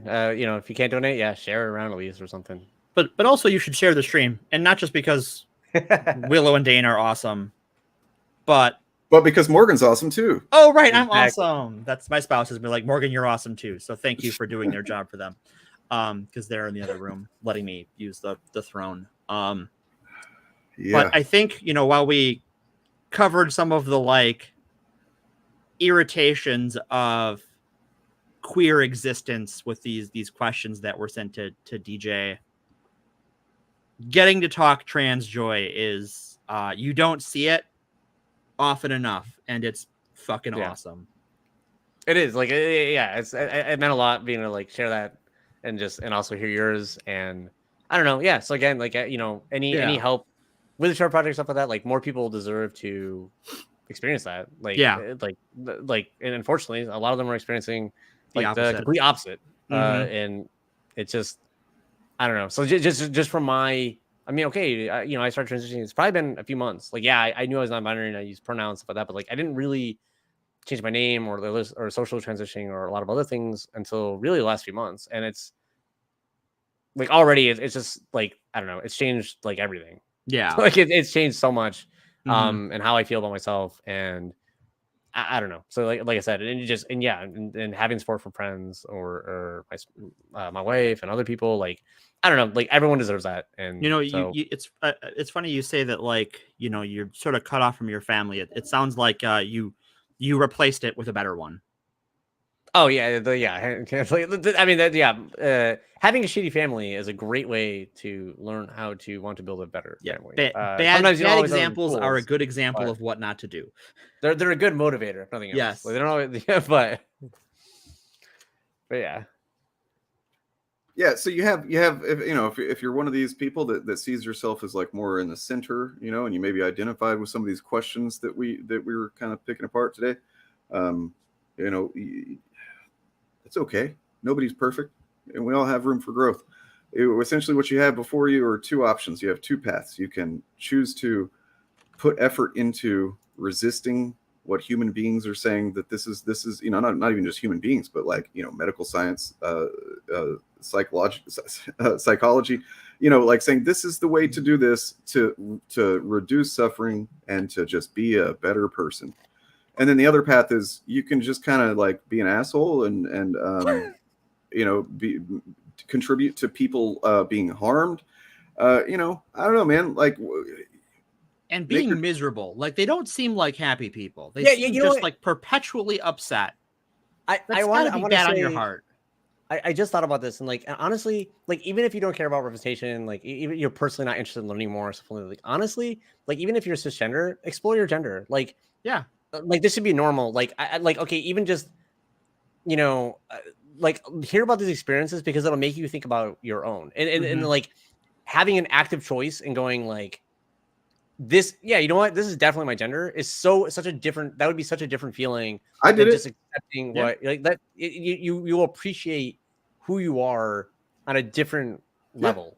Like, it's just, so like, everyone should just do that. So like, I think that like listening to trans people in that regard is useful because it'll be a nice mirror to like think about your own experiences a little bit. Like, not that there aren't like cisgender people who do talk about that more, but like I think that's more rare. So like I do think that like it's like And so here's the thing. Hey, what's going on?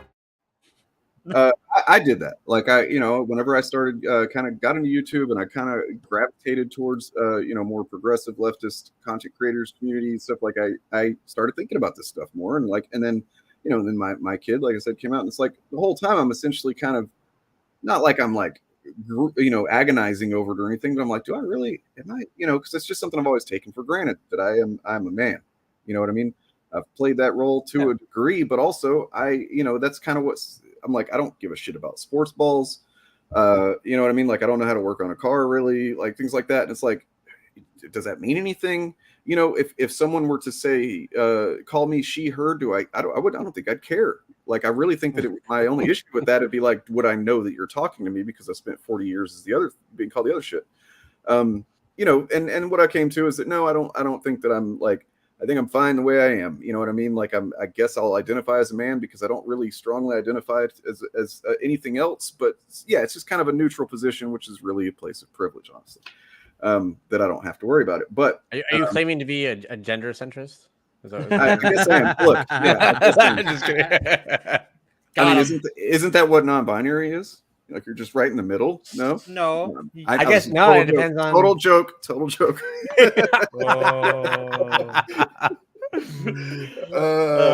Well, how can you be non-binary? But because there's only 0 or 1, it's like what about 1.1? Well, what I was going to say, 1.12. I was thinking the other night that like even the most manly dude bros, right? They know there's a spectrum of gender.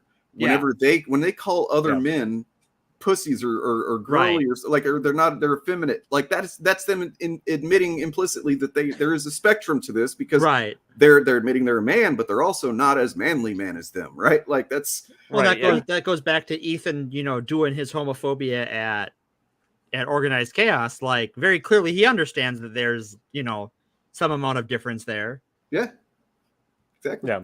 Yeah. So I mean, just be dude bros, be honest with yourselves, man. I guess they still treat that as a binary in the sense that like if you're not, if it's not true man, then it's just bad. Everything else is bad. Right. Well, it's that like there's two genders, male and political.